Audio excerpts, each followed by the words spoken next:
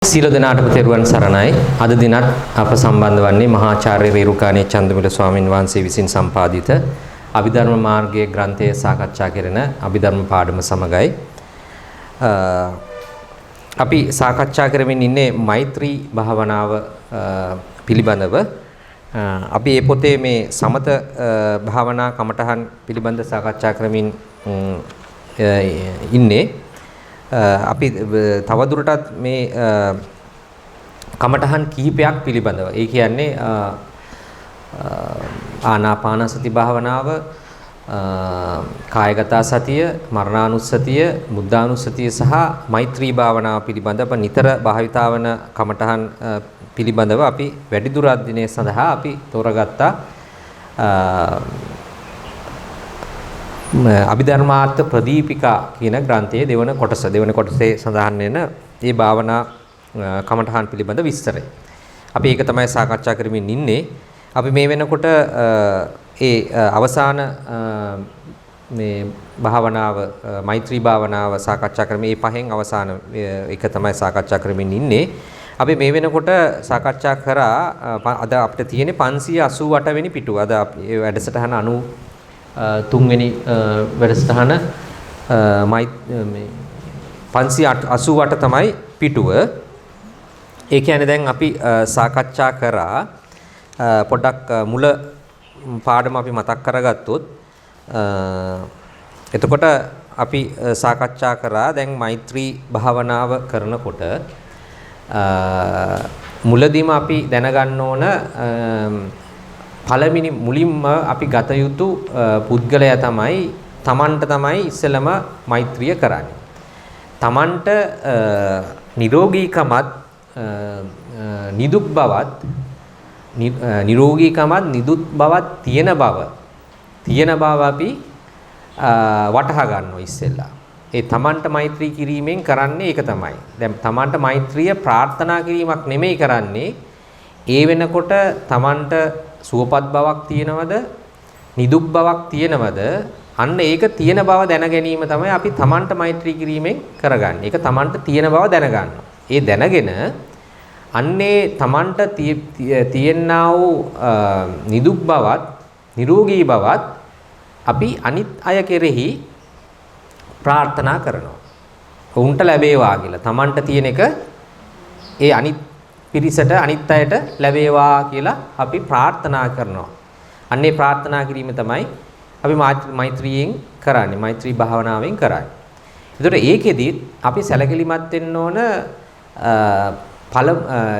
තමන්ට මෛත්‍රී කරලා ඊට පස්සේ පළවෙනි වශයෙන් ගන්නෙ කවුද කියලා එක ගන්න ඕන. මොකද සමාධියට වෙහෙසටපත් නොවි ඒ කමඨහන අපිට මේ කමඨහන තුල වෙහෙසටපත් නොවන විදියට අපි තෝරගන්න අනුපිළිවෙලක් තියෙනවා. ඒතර ඒකෙදි අපි ගන්නේ ඊළඟට ගන්න කවුද? ප්‍රිය ගරු පුද්ගලයා. ගරු කටයුතු ප්‍රිය පුද්ගලයා. ගරු කටයුතු ප්‍රිය පුද්ගලයා කියලා කියන්නේ අපි ගන්නේ අපිට ගෞරවයක් අපේ සිත තුළ යම් කෙනෙක් යම් පුද්ගලයෙක් ගෞරවයක් ඇති කරන පුද්ගලයෙක් තමයි ගන්න ඕනේ. එතකොට අපිට සමාධියට එන්න පහසුයි ඉක්මනින් එන්න පුළුවන්. නැත්නම් අපි කමඨහන තුල ඒ අරමුණ තුල අපි වෙහෙසටපත් වන්නේ නැහැ.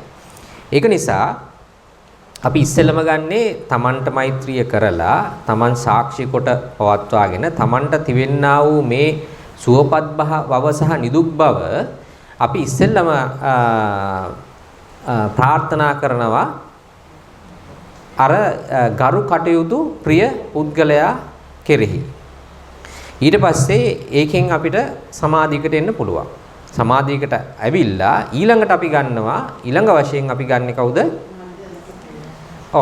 මධ්‍යස්ස ප්‍රිය අතිප්‍රිය පුද්ගලයා. අතිප්‍රිය සහායකයා. අතිප්‍රිය සහායකයා ගන්න. හරිද? දැන් ඊළඟට අර අපි පළවෙනිම පුද්ගලයා ගන්නකොට නොගත යුතු කාරණා කීපයක් ගැන සැලකිය යුතු කාරණා කීපයක් ගැන අපි සැලකිලිමත් වෙන්න ඕන. ඒකත් අපි මතක් කරගෙන යන්. ඒ මොනවයි නොගත යුතු එතකොට පුද්ගලයෝ 4 දෙනෙක් ඉන්නවා. ඒ තමයි අප්‍රිය පුද්ගලයාත් අපි අපේ මුල වශයෙන්ම අපි ගන්නෙ නෑ අතිප්‍රිය සහායකයා ගන්නෙත් නැහැ. මධ්‍යස්ථය ගන්නෙත් නැහැ. වෛරී පුද්ගලයා ගන්නෙත් නැහැ. ඒ හතර දෙනා ගන්නෙ නැහැ. ඒ ගැන අපි දැනගන්න ඕන. ඊළඟට ලිංග විසභාග පුද්ගලයෙක් අපි ගන්නෙ නැහැ. ලිංග විසභාග පුද්ගලයෙක් ගන්නෙත් නැහැ. කලුරිය කරපු කෙනෙක් ගන්නෙත් නැහැ. ඔන්නේ කාරණා 6 පිළිබඳ අපි දැනුවත් වෙන්න ඕන. එතකොට එහෙම ගන්නෙ නැතුව අපි තමා සාක්ෂි කොට තියාගෙන පළවෙනියට අපි ගන්නේ ගරු කටයුතු ප්‍රිය පුද්ගලයා. ඒ ගරු කටයුතු ප්‍රිය පුද්ගලයා අරගෙන ඊළඟට අතිප්‍රිය සහායකයා ගන්නවා. ඊට පස්සේ මධ්‍යස්ථ පුද්ගලයා ගන්නවා. ඊට පස්සේ තමයි වෛරී පුද්ගලයා ගන්න. එතකොට මේ මෛත්‍රී භාවනාවේදී අපිට අමාරුම මේ මෛත්‍රිය රඳවා ගන්න තමයි මෛත්‍රිය කමඨහනේ සමාධිය පිහිටවන්න අමාරුම පුද්ගලයා තමයි කවුද? වෛරී පුද්ගලයා. වෛරී පුද්ගලයා තමයි අපිට මේ කමඨහන පවත්වා ගන්න අමාරුම පුද්ගලයා. ඒතකොට හැබැයි අපි කරන්නත් ඕන ඒකම තමයි. වෛරී පුද්ගලයා කෙරෙහි මේ කමඨහන වඩන්න ඕන සහ අර මේ හතර දෙනා කිව්ව දැන් උන හතර දෙනෙකුට අපි මේක දැන් මුලදී කීප අපි වෙන් කරලා ගත්තට දැන් හතර දෙනෙකුට සම්පින්ඩණය වෙනවා මේක. කවුද හතර දෙනා? තමනුයි ප්‍රිය පුද්ගලයයි මධ්‍යස්ථයයි වෛරී පුද්ගලයයි. ඔන්න හතර දෙනයි. දැන් හතර දෙනා ඉන්නේ. දැන් මෙන්න මේ හතර දෙනා එක කෙනෙක් විදියට එක පුද්ගලයෙක් විදියට අපි තේරෙන්න ඕන. මටයි කියන විශේෂයක් නැහැ. මධ්‍යස්ථයට හෝ ප්‍රිය පුද්ගලයාට හෝ වෛරී පුද්ගලයා කියලා විශේෂයක් නැහැ. අපිට සමාධිය පුහිටවන්න මේ හතර දෙනාටම සමානව පිහිටවීමේ හැකියාව තියෙන්න ඕන. අන්න ඒ මට්ටම තමයි ඇත්තටම අපි નિયમિત මේ මෛත්‍රියට ආවා කියන්නේ ඒකට. මේකට උපමාවක් තියෙනවා අපිට. අපි ඉස්සරහට අපිට මුණ ගැහෙනවා ඒක. අපි එතෙන්ට යමු. දැන් ඔන්න අපිට වටහෙනවා දැන් අපි එහෙම සාකච්ඡා කරමින් ඉඳලා දැන් අපි ඉන්නේ දැන් මේ වෛරී පුද්ගලයා කෙරෙහි සමාධිය පැවැත්වීමේදී අපි විවිධ ආකාරයෙන් මේ සමාධිය පිහිටවීම සඳහා සමහර අපි පිළිවෙලට අපි පොඩ්ඩක් මතක් කරගත්තොත් අපි ඉස්සෙල්ලම මොකද්ද කරේ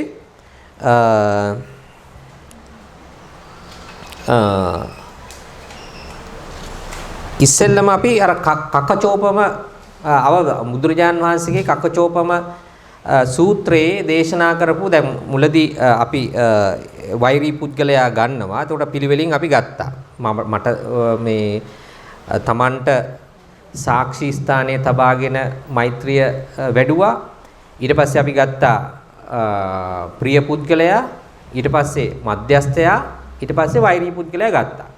එතකොට අර තුන් දෙනාටම අපි මෛත්‍රී වැඩුවා අපහසුයක් නැතුව. දැන් වෛරී පුද්ගලයා ගත්තා. වෛරී පුද්ගලයා අරගෙන දැන් වෛරී පුද්ගලයාට පහසුවෙන් අපිට සමාධියට එන්න නොහැකි වුණොත් අර සාමාන්‍ය විදිහට අනිත් අයට අපි නිදුක් වෙත්වා නිරෝගී වෙත්වා කියන ආකාරයට මෙත් වඩලා අපිට සමාධියට එන්න බැරි නම් අපි මොකද කරන්නේ? අපි මෙනෙහි කරනවා බුදුරජාන් වහන්සේගේ කකචෝපම සූත්‍රය අවවාද. ඒතර ඒකෙදි මොකද්ද කියන්නේ?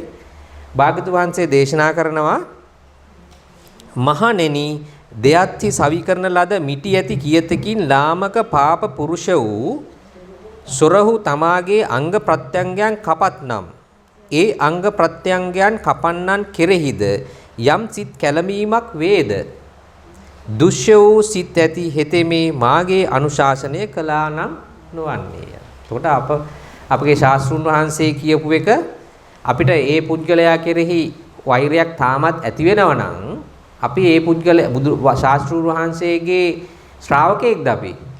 නෑ, උන්වහන්සේගේ කීම අපි අහලා නෑ කියලා අපි මෙනෙහි කරනවා.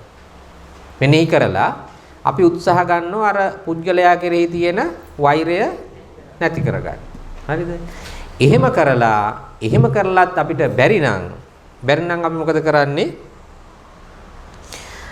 ඊළඟට අපි මෙනෙහි කරනවා එතකොට සතුරෙක් යම් පුද්ගලයෙක් ඒ පුද්ගලයාගේ සතුරා කෙරෙහි කැමති වෙන කාරණා 7ක් තියෙනවා.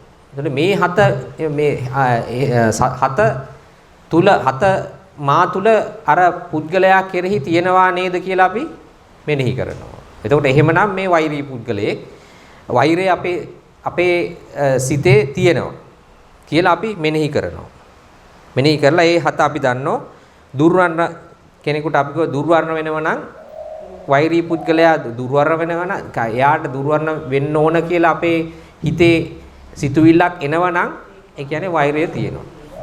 ඒ පුද්ගලයා දුකසේ ඉන්න එක හොඳයි කියලා හිතනවා නම් ඒ කියන්නේ වෛරයක් තියෙනවා. ඒ පුද්ගලයා ධනවත් නොවෙනවා නම් කියලා හිතනවා නම් වෛරයක් තියෙනවා. ඒ පුද්ගලයා උපභෝග පරිභෝග වස්තු ඇත්තෙක් නොවන්නේ නම් කියලා හිතනවා නම් වෛරයක් තියෙනවා. යස පිරිවර ඒ පුද්ගලයාට ඉන්නවා නම් ඉන්න එක හොඳ නැති වෙනවා නම් හොඳයි කියලා හිතනවා නම් ඒ කියන්නේ වෛරයක් තියෙනවා.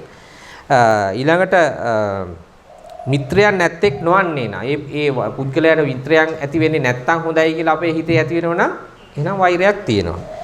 ඊළඟට ස්වර්ගයේ උපදින්නේ නැත්තම් හොඳයි කියලා හිතනවා නම් ඒ අපේ සිතේ වෛරයක් තියෙනවා. එතකොට අපිට ඇත්තටම කවුරු හරි කෙනෙක් නරක දෙයක් කරනවා, වැරදි දෙයක් කරනවා. අපිට ඒක වැටහෙනවා. වැටහෙනකොට අපේ හිතේ ඇති වෙන්න පුළුවන් සමහර වෙලාවට ඒ පුද්ගලයා කෙරෙහි අනුකම්පාව. දැන් මේ නරක දේ මේ පුද්ගලයා කිරීමෙන් මේ පුද්ගලයා අපායට නැත්තම් දුගතියට යනවා කියලා අනුකම්පාවක් ඇති වෙන්න පුළුවන්. දැන් ඒකයි ස්වර්ගයට යන්න එපා කියලා නොය යුතුයි කියන එකයි අතරේ දෙකක් තියෙනවා. කාරණා දෙකක් එතන. අතෙන්දි වෙන්නේ මේ පුද්ගලයා දැන් ඒකත් අපිට ඉස්සරහදී කියවුණානේ. ඒකත් අපි මෙනෙහි කරනවා ඒ විදිහට. දැන් ඒක පටල ගන්නත් හොඳ නෑ. දැන් අපිට කෙනෙක් නරක දෙයක් කරනකොට ඒ පුද්ගලයා කෙරෙහි අපේ කරුණාවක් ඇති වෙන්න පුළුවන්. දැන් මේ පුද්ගලයා මේ දේ කිරීමෙන් දුගතියට යෑමට ඉඩකඩ සලස්වා ගන්නවා කියලා අපිට කරුණාවක් උපදින්නත් පුළුවන් සමහරලාට. තේරුණාද? එතකොට ඒක සිතුවිලි දෙකක්. ඒක ගැඹුරින් වැටහෙන දෙයක්. ඊට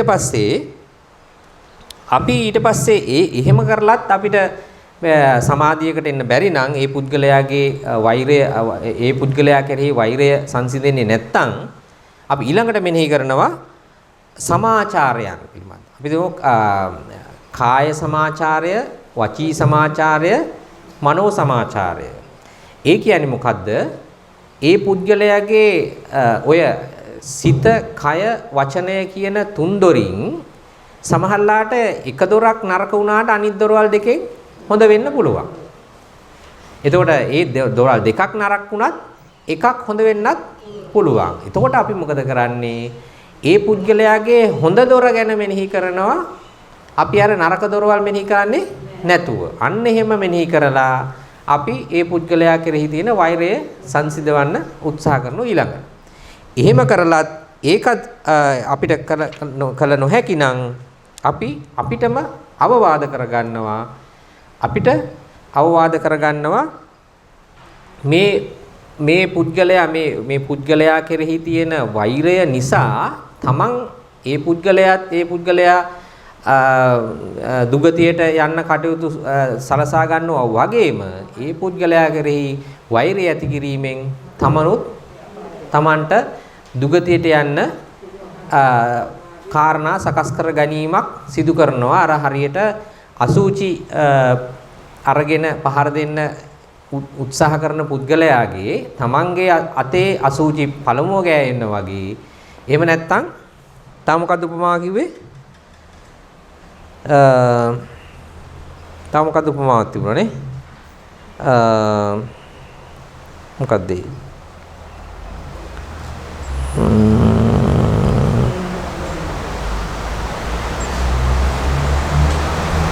තව එකක් තිබුණා මට මතක් වෙන්නේ. අපිට මතක් වෙයි ඉස්සරහට ඒ වගේ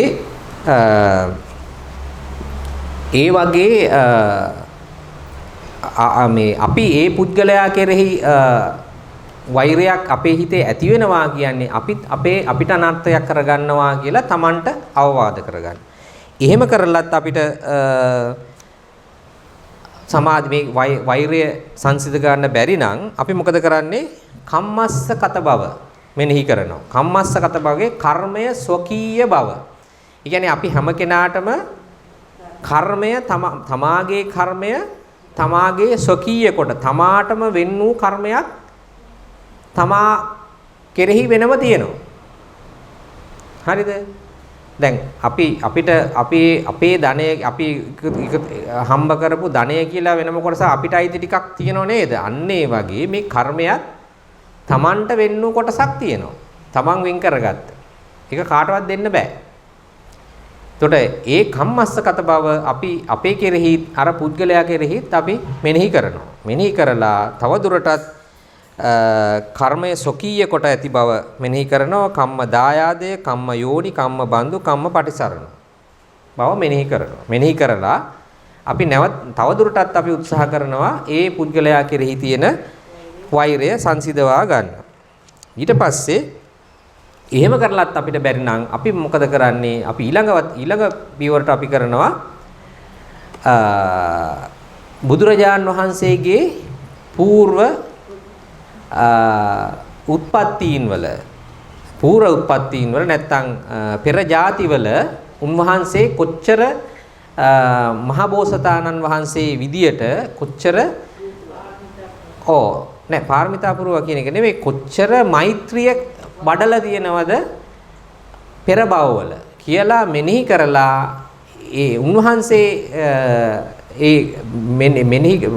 උන්වහන්සේ මෛත්‍රී කරපු ආකාර මෙනෙහි කරලා ඉවර වෙලා අපි අපේ අර වෛරය සංසිඳව ගන්න උත්සාහ කරනවා. දැන් එතෙන්දී අපි ජාතක කීපයක් අපි තේරුම් ගත්තා. මහා සීලව ජාතකය, ශාන්තිවාදී ජාතකය, චුල්ල ධර්මපාල ජාතකය, චද්දන්ත ජාතකය, මහා කපි ජාතකය, බූරිදත්ත ජාතකය, චම්පෙය්‍ය ජාතකය, සංකපාල ජාතකය, මාතුපෝෂක ජාතකය ආදී ඒ ජාතක ටික ඉතින් අපිට එතකොට ඔන්න ජාතක කතා ටික ඔන්න ඔතෙන්දී ඔන්න ඕන වෙනවා අපිට දැන්.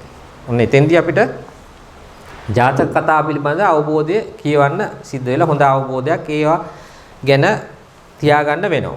මේවා ටිකක් දීර්ඝ ජාතක කතා මුලින්දන් මේ අපිට වෙලාව යනවා මේවා සාකච්ඡා කරන්න ගියොත් අපි කෙටි වශයෙන් මේකේ තියෙන විදිහට තමයි සාකච්ඡා කරේ.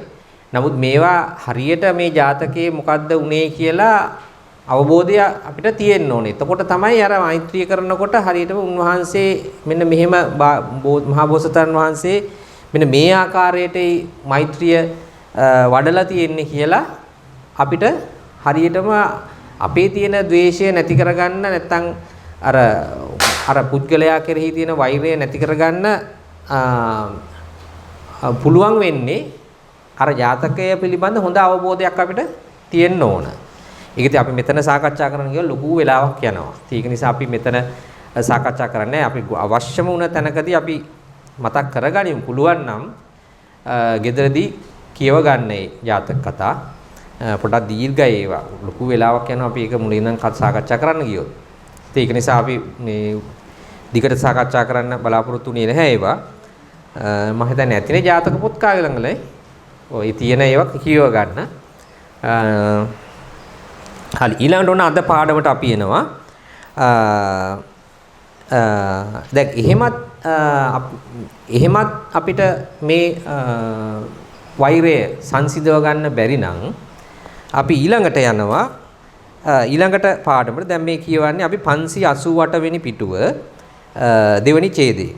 ඉදින් වනාහි මෙසේ ශාස්ත්‍රුන් වහන්සේගේ පූර්ව චරිත ගුණයන් මෙනෙහි කොටත් බොහෝ දීර්ඝ කාලයක් ක්ලේශයන්ට දාස බවට පැමිණියා වූ මේ යෝගී හට ඒ ප්‍රතිගය නොසන්සිදේ නම් ඉක්බිති ඔහු විසින් අනමතග්ග පද සංයුක්ත වූ සූත්‍රය ප්‍රත්‍යවේක්ෂා කටයුත්තාහ. ඒ අනමතග්ග සූත්‍රයේ මෙසේ වදාළසේක. අනමතග්ග සූත්‍රයේ මෙන්න මෙහෙම වදාළා දේශනා කළ තියෙන භාග්‍යතුන් වහන්සේ. මහණෙනි යම් සත්වයක් මව් නොව් විරුද ඒ සත්ත්වතෙම සුලභ රූප නොවේ. නොඑක් යමෙක් පිය නොවීද බෑ නොවීද, බුහුන් නොවීද, පුත් නොවීද, දූ නොවීද එබඳු පුද්ගලයෙක්ද ලබාගත හැකි නොවේ. ඒ කියන්නේ මොකද්ද මේ? ඒ කියන්නේ අපිට හොයන්න බෑ යම් පුද්ගලයෙක් අරගත්තාම පුද්ගලයෙක් අරගෙන ඒ පුද්ගලයාට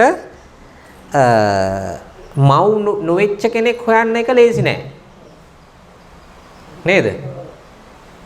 මව් එක පුද්ගලයෙක් අරන් ඒ අනිත් දැන් කවුද මේ අනිත් පුද්ගලයා කවුද? අපේ වෛරී පුද්ගලයා. දැන් මමනේ දැන් මම අරගෙන අර වෛරී පුද්ගලයා දැන් අනමතග්ග සූත්‍රය අනුව උන්වහන්සේ දේශනා කරලා තිබුණා යම් පුද්ගලයෙකුට අනිත් යම් පුද්ගලයෙක් ගත්තොත් එයා ඒ පුද්ගලයාට මව නොවෙච්ච කෙනෙක් හොයාගන්න ලේසි නෑ කියන එක දේශනා කරලා තියෙනවා. එතකොට එහෙමනම් අපිට අර පුද්ගලයා මව නොයලා තියෙන එක හරි නොවෙන්න ඉඩකඩ හරීම අඩුයිනේ. මව වෙලා මීට පෙර භවවල මව නොයලා නොවෙච්ච නොවීම වෙන්න ඉඩකඩ හරිම අඩුයි. හරිද? ඒක තමයි මේ කියන්නේ. මහණෙනි යම් සත්වයක් මව් නොවු විරුද ඒ සත්වතෙම සුලභ රූප නොවේ. හරිද? ඒක සුලභ නැහැ. නොවිච්ච එක සුලභ නැහැ. හරිනේ? යමෙක් පිය නොවීද බෑ නොවීද බෑ කියන්නේ සහෝදරයා. බෑයා සහෝදරයා. බුහුන් කියන්නේ සහෝදරිය. නොවීද පුත් නොවීද දූ නොවීද එබඳු පුද්ගලයෙක් ලබාගත හැකි නොවේ. ඒ කියන්නේ යම් පුද්ගලයෙක් ගත්තොත් ඒ පුද්ගලයාට මව නොවෙච්ච කෙනෙක් හොයන්න බෑ ලේසි නෑ. පිය නොවෙච්ච කෙනෙක් හොයන්න බෑ. සහෝදරයෙක් නොවෙච්ච කෙනෙක් හොයන්න බෑ. සහෝදරියක් වෙච්ච කෙනෙක් හොයන්න බෑ. පුතෙක් නොවෙච්ච කෙනෙක් හොයන්න බෑ. දුවෙක් නොවෙච්ච කෙනෙක් හොයන්න බෑ. තේරුණාද? එහෙමනම් එහෙයින් ඒ පුද්ගලයා කෙරෙහි මෙසේ සිටිය යුතුය. මේ පුද්ගලතෙම අතීතෙහි මව්වද දසමසක් කුසින් පරිහරණය කොට මුත්‍රය, මලය, කෙලය, මුකුණුය යනාදීන් රත් හඳුන් කල්කය මෙන් පිළිකුල් නොකරන්නී සහ කොට ලෙහි නටවන්නී ඇකයෙන් වඩන්නී පෝෂණය කළේය. දැන් අර දරුවෙක් දැන් මවක් වුණා නම් ඒ අපේ අර පුද්ගලයා අපේ ওই වෛර පුද්ගලයා මේ අනමතග්ග සූත්‍රය අනුව මව වෙලා තියෙනවා. මගේ මව වෙලා තියෙනවා අනිවාර්යයෙන්. නේද? නොවෙන්න ඉඩකඩ හරිම අඩුයි. ඒ කියන්නේ වෙලා තියෙනවා කියන එකනේ. එතකොට මව වෙලා තියෙනවා. ඉතින් එහෙමනම් මව මොකද කරන්නේ? දසමසක් කුරින් දරාගෙන හිටියා. මුත්‍රය, මලය, කෙලය, මුකුණුය මේ සියල්ල හරියට අර රත් හඳුන් කල්කය වගේ. රත් හඳුන් කල්කය කියලා කියන්නේ බොහොම වටින එකක් නේද? රත් හඳුන් කල්කය කියන්නේ බොහොම වටින. ඒ වගේ නේද පිළිකුලක් තිබුණ නැහැනේ දරුවගේ මේ කියන මුත්‍ර මල ගැන එහෙම පිළිකුලක් ඇති වුණ නැහැ මවට. එතකොට රත් හඳුන් කල්කය මෙන් පිළිකුල් නොකරන්නේ. එහෙම පිළිකුල් කරේ නැහැ. කොට ලෙහි නටවන්නේ. උකුලේ ඇකයෙන් වඩන්නේ පෝෂණය කළේය. එහෙම පෝෂණය කළා. හරිද? පියව එළුවන් විසින් යා හැකි මග වූ අජපතයෙහිද. දැන් පිය වෙලා ඔය මව වෙච්ච එකනේ ඔය කතා කරේ. මව වෙලා එහෙනම් මේ පුද්ගලයා මට මෙහෙම සලකලා තියෙනවා පෙර භවවල. පියා වෙලා සලකලා තියෙනවා කොහොමද සලකලා තියෙන්නේ?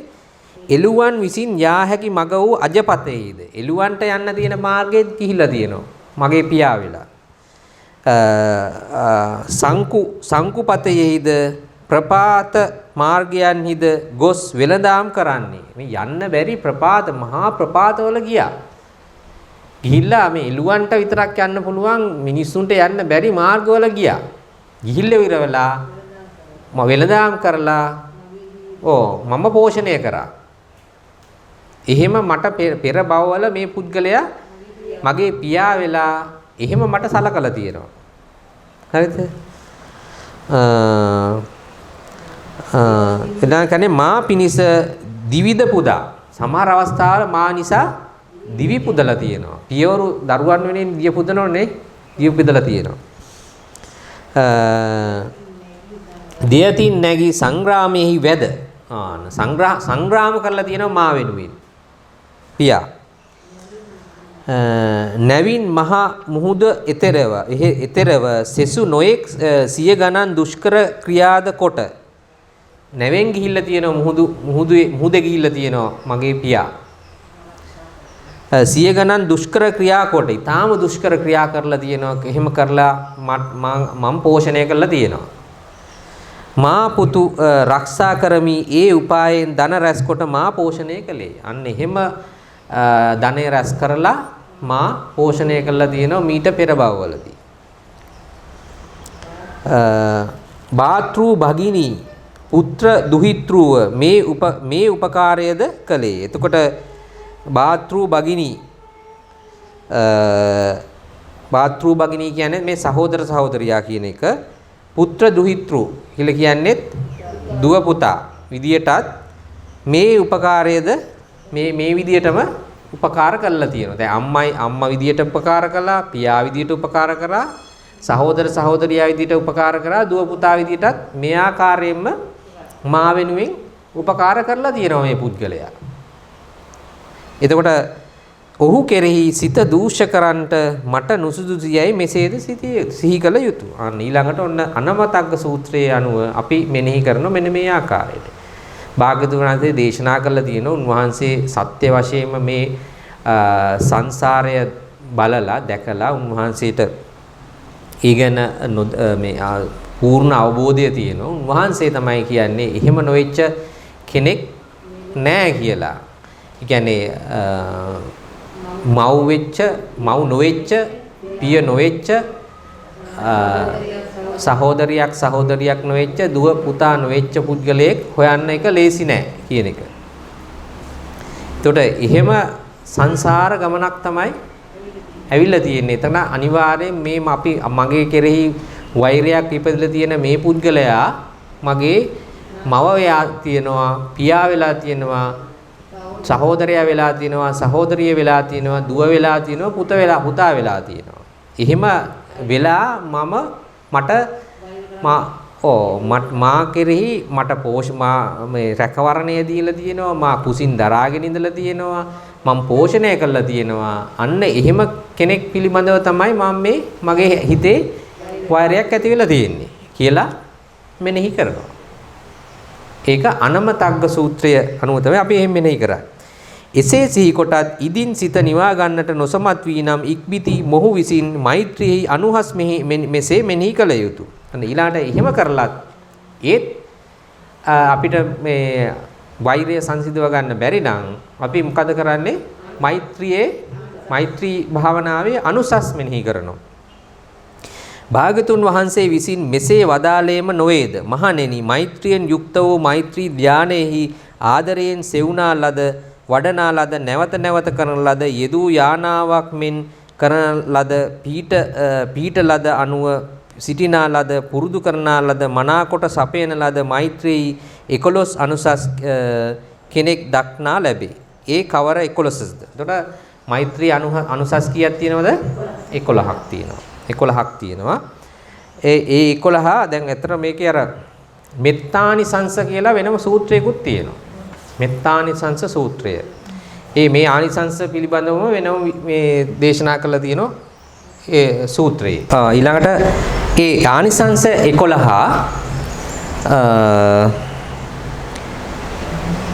තමයි සමවන්නක්කු මෙන් සුවසේ නිදාගන්නේ. සුව නින්දක් ලැබෙනවා අපිට මෛත්‍රී භාවනාව කිරීමෙන්. සුවසේ නිර්විකාර පුබුදි. සුවසේ පුබුදින්න පුළුවන්. ඇහැරෙන්න පුළුවන් සුවසේ. පවිටු සිහින නොදකි. පවිටු සිහින නරක සිහින දැකෙන්නේ නැහැ. උරෙහි පැලඳි මුතුහරක් මෙන් මිනිසුන්ට ප්‍රිය වෙයි. උපමාව තමයි උරෙහි පැලඳි මුතුහර. ගොඩක් ප්‍රියයි නේක නේද? මිනිසුන්ට ප්‍රිය වෙයි. විශාක තෙරුන් මෙන් දෙවියන්ට ප්‍රිය වෙයි. දරුවන් රක්නා මවුන් පියන් මෙන් දෙවියන් රකි. මෛත්‍රී විහරණයෙන් යුක්ත වූ ඔහුගේ කය ගිනිගත් විසගත් ආයුධවත් නොවදී.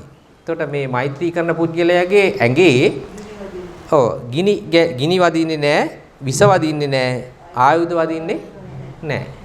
ඒ වයින් අපි ආරක්ෂා වෙනවා. වහාම සිත සමාහිත වේ. හිත සමාහිත කරගන්න හරි පහසු වෙනවා. මෛත්‍රිය වැඩුවාම. මුහුණෙහි පැහැ ප්‍රසන්න වෙයි. මුහුණේ පැහැය ප්‍රසන්න වෙනවා. නොමුලාව කාලක්‍රියා කෙරේ. කාලක්‍රියා කරනකොට මුලා වෙන්නේ නැහැ. 11 වෙනි එක සමාපත්තියින් මතුයෙහි අරහත්ත්වය ප්‍රතිවේද නොකරන්නේ බ්‍රහ්ම ලෝකයට පැමිණේ. බ්‍රහ්ම ලෝකයට පැමිණෙනවා අපිට අරහත්ත්වය ලැබුණේ නැති වුණොත්.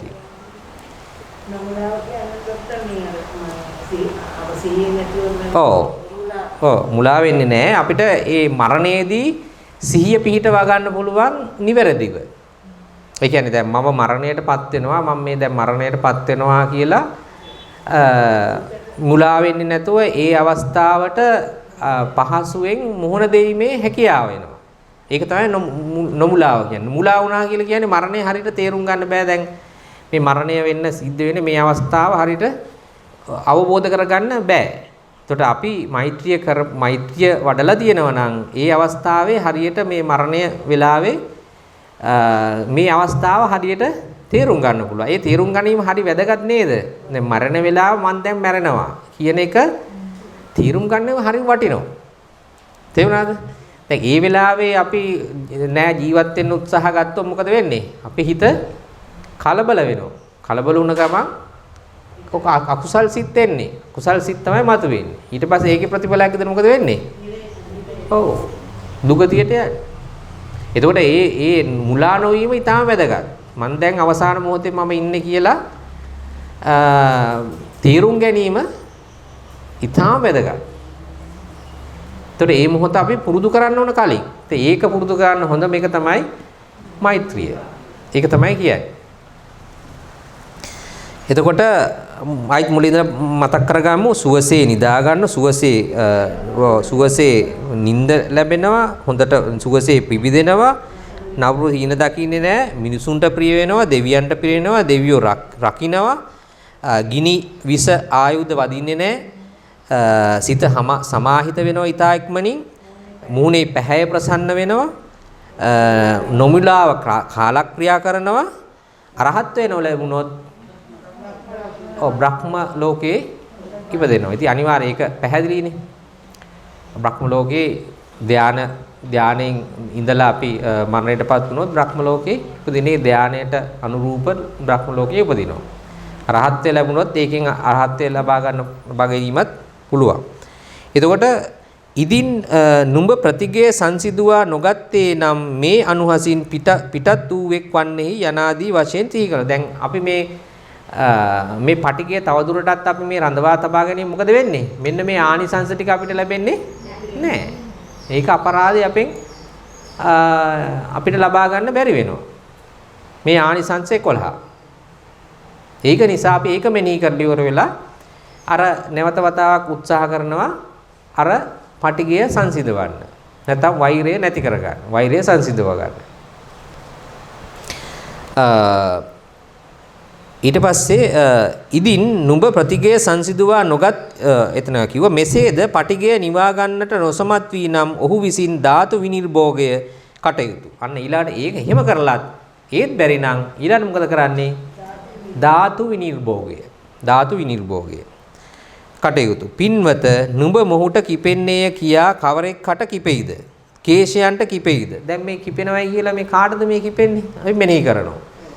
කේශයන්ටද මේ ලෝමයන්ටද මෙන්න මේ ආකාරයට අපි මෙනෙහි කරනවා. බලමු. කේශයන්ට කිපෙහිද? නැතිනම් ලොම්, නිය, දත් ආදී වූ කොට්ටාශයන්ට කිපෙහිද? ඒවටද මේ කිපෙන්නේ? දැන් අර පුද්ගලයා ඇත්තටම පුද්ගලයෙක්ද? නෑ. එතන තියෙන්නේ කේසවා, ලෝමා, නකා, දන්තා, තචෝ ওই ටිකනේ තියෙන්නේ නේද? එතකොට ඒ අයටද මේ කිපෙන්නේ? ඔව්. නොහොත් කේශාදීන් කෙරී ඇති වූ පටවි ධාතුවනේ. එහෙනම් පටවි ඒ වයින් ඇතිවලා තියෙන පටවි ධාතුවද වේ? නෑ. ආපෝ ධාතුවටද? නෑ. තේජෝ ධාතුවටද වායු ධාතුවටද කිපෙහිද කියලා අපි ප්‍රශ්න කරනවා අපෙන්ම. මේ කාටද ප්‍රශ්න කරන්නේ? මේ කාටද මේ කිපෙන්නේ මේ? අපේම ප්‍රශ්න කරන මේ පඨවි ආපෝ තේජෝ වායු මේ ධාතුන්ටද මේ මහා භූත වලටද මේ කිපෙන්නේ? අපෙන්ම ප්‍රශ්න කරනවා. නොහොත් යම් පංචස්කන්ධයක් 12 ආයතනයක් 18 ධාතුවක් නිසා පවත්නාහට මෙනම් මැත් එකයි කියති. දැන් මේ ශරීරය මෙහෙම බැලුවාම අපි හරියටම නිවැරදිව ධර්මානුකූලව බැලුවාම මේ අපේ ඉදිරියේ මේ අපි මේ පටිගය අපේ හිතේ ඇතිවලා තියෙන්නේ මේ මොන සම්බන්ධයෙන්ද? පංච උපාදානස්කන්ධ නැත්නම් පංචස්කන්ධය. රූප වේදනා සංඥා සංස්කාර විඥාන කියන මේ පහ පිළිබඳව තමයි මේ ඇතිවලා තියෙන්නේ. එහෙම නේද? නැත්නම් 12 ආයතනය නැත්නම් 18 ධාතු කෙරෙහි තමයි මේ ඇතිවලා තියෙන්නේ කියලා මෙනෙහි කරනවා. නිසා පවත්නාහට මෙනම් මැත් එකයි කියති. නුඹ කිම නුඹ එයින් රූපස්කන්ධයට කිපෙයිද? මේ රූපස්කන්ධයටද කිපෙන්නේ? නොහොත් වේදනා සංඥා සංස්කාර විඥාන ස්කන්ධයට හෝ කිපෙන්නේද? මේ දැන් අනිත් නැත්තම් අනිත් පංචස්කන්ධය අනිත් රූප වේදනා සංඥා සංස්කාර විඥාන යන්ටෙන්ද මේ කිපෙන්නේ? නොහොත් චක්ෂු ආයතනයේ කිපෙහිද? රූපායතනයට කිපෙහිද? මනායතනයට කිපෙහිද? ධර්මායතනයට කිපෙහිද? නොහොත් චක්ෂු ධාතුවට කිපෙහිද? රූප ධාතුවට කිපෙහිද? චක්ෂු විඥාන ධාතුවට කිපෙහිද? ශ්‍රෝතාදීන් මෙසේ පිළිබඳවද මෙසේ. අනිත් ඒවා ගත්තත් එහෙම තමයි. මේවටද මේ කිපෙන්නේ. දැන් ඒව නේද ඔය තියෙන්නේ. ඒව තමයි ඔය තියෙන්නේ. ඒව ටික තමයි තියෙන්නේ. මෙසේ මනෝ ධාතුවට ධර්ම ධාතුවට මනෝ විඥාන ධාතුවට කිපෙහිදයි මෙසේ ධාතු විනිර්භෝගය කරන්නාහට වනාහි හිදි අග අබසේ. හිදි කියන්නේ හිඳි කටුවනේ. හිඳි කටුව. හිඳි කියන්නේ හිඳි කටුව තියෙන හිඳි කටුවේ තියෙන අබසේ අහස සිටියම්සේ ක්‍රෝධය පීඩන තැනක් නොවේ. එහෙන් බලාගෙන යනකොට දැන් හිඳි කටුවේ තියෙන අබෑටේ පවතින්නේ නැහැ නේද? ඒ වගේ අහසේ ඇඳින සිටියම් පවතිනවද? එහෙන් පවතින තැනක් නැහැ නේ බලන්න යනකොට. අර පුද්ගලයා අපි බෙදලා දානවා පංචස්කන්ධයට 12 ආයතන වලට 18 ධාතු වලට බෙදලා බලනවා. බෙදලා බලනකොට ඔන්න නැති වෙලා යනවා.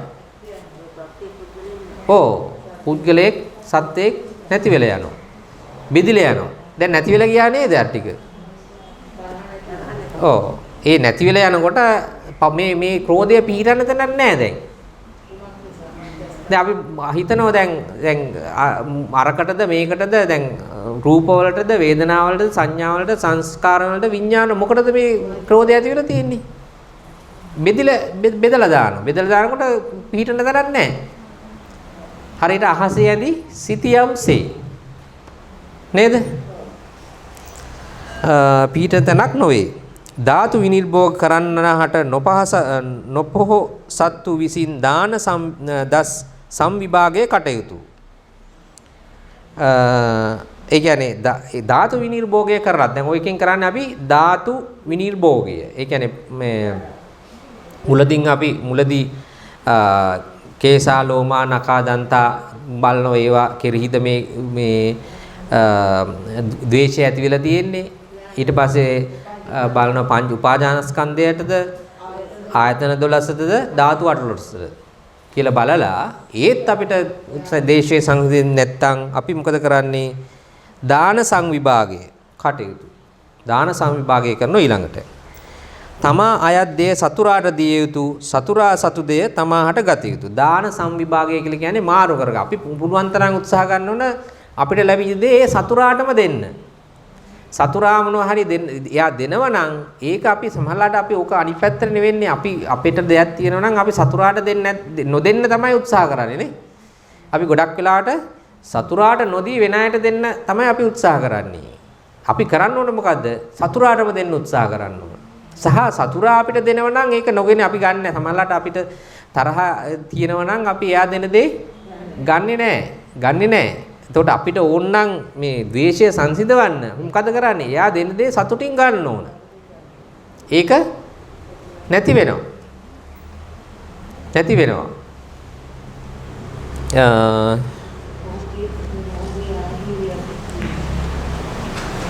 ඇත්තට මටත් මේ පෞද්ගලික ඒ වගේ මේ අත්දැකීමක් තියෙනවා. එක්තරා කඩේකට මම ගියා ඒ අවස්ථාවේ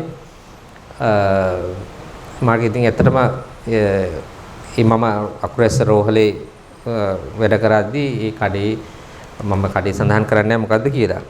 ඇවිල්ලා මම මේ ඔපරේෂන් එකක් කරලා නියපොත්තක් ගලවලා මම ඊටාම උමනාවෙන් මේ ඒක කරලා දුන්නා.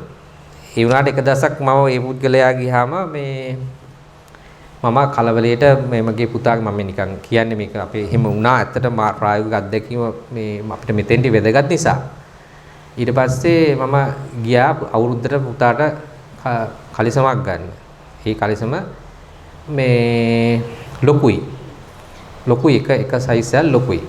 මම නැවත වතාවක් ගියේ ඒක මාරු කරන්න ගියාම මාරු කරන්න බෑ කිව්වා.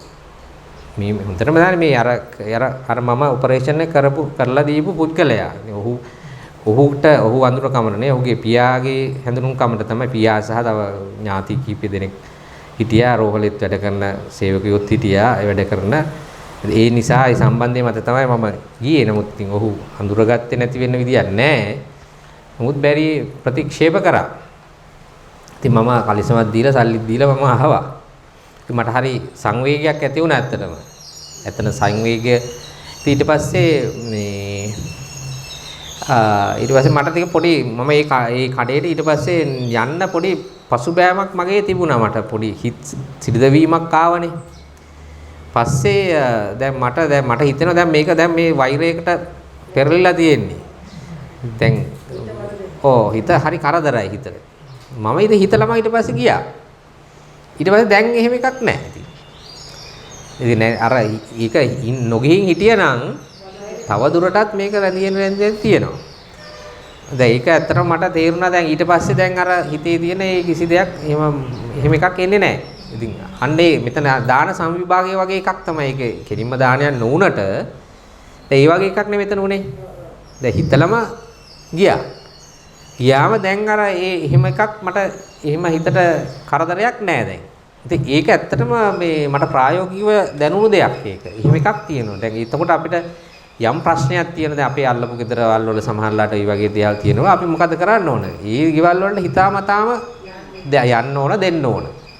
නේද? දානේ හෝ වෙනත් ඒව තියෙනවා නම් හිතාමතාම අපි දෙන්න ඕන. ඒගොල්ලෝ දෙනවා නම් අපි ගන්න ඕන. ඒක තමයි දාන සංවිභාගය. දාන සංවිභාගය. මේ තද වචනයක් මෙතන තිබුණට ඒක දෛනිකව අපි තුල අපි කළ යුතු දේවල්.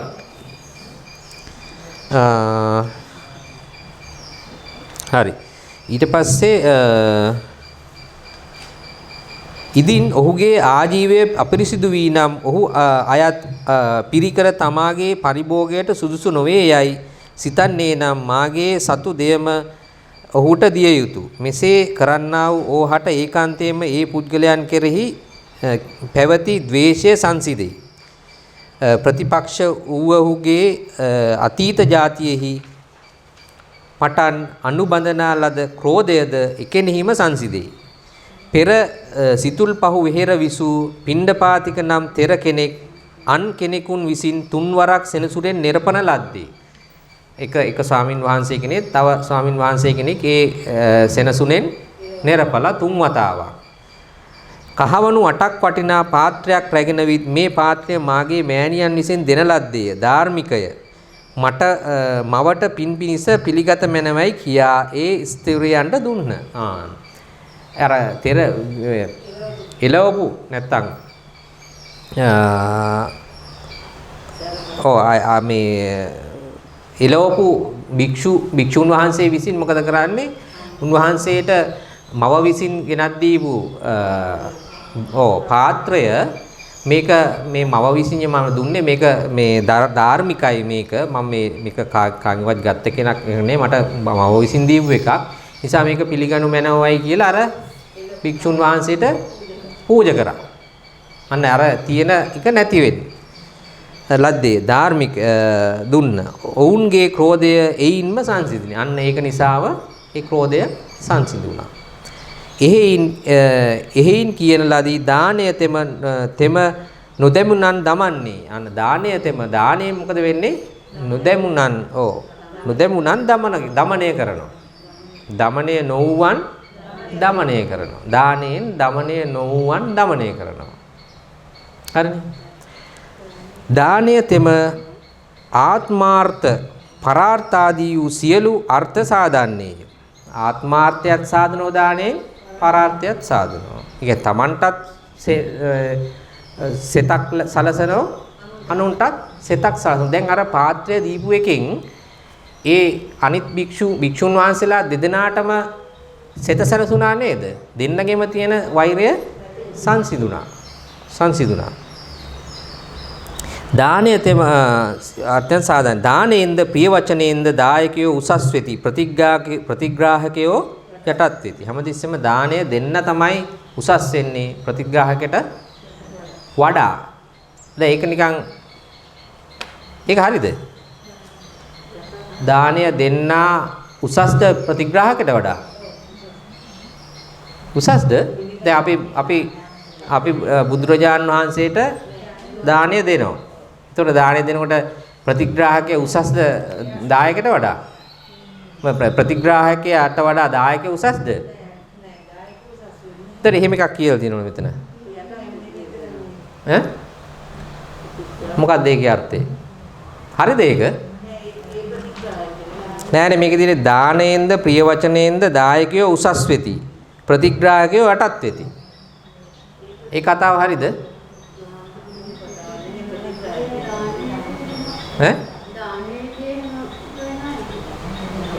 දානය කියන කාර්යයේදී කියන්නේ ඒකෙන් දැන් බුදුරජාණන් වහන්සේ හරි භික්ෂුන් වහන්සේ කෙනෙක් හරි රහතන් වහන්සේ කෙනෙක් හරි උන්වහන්සේලා සීලයෙන් ගත්තාම අපිට වඩා උසස්. නමුත් දානය කියන ක්‍රියාවේදී තමයි මේ දානය කියන කාරණේදී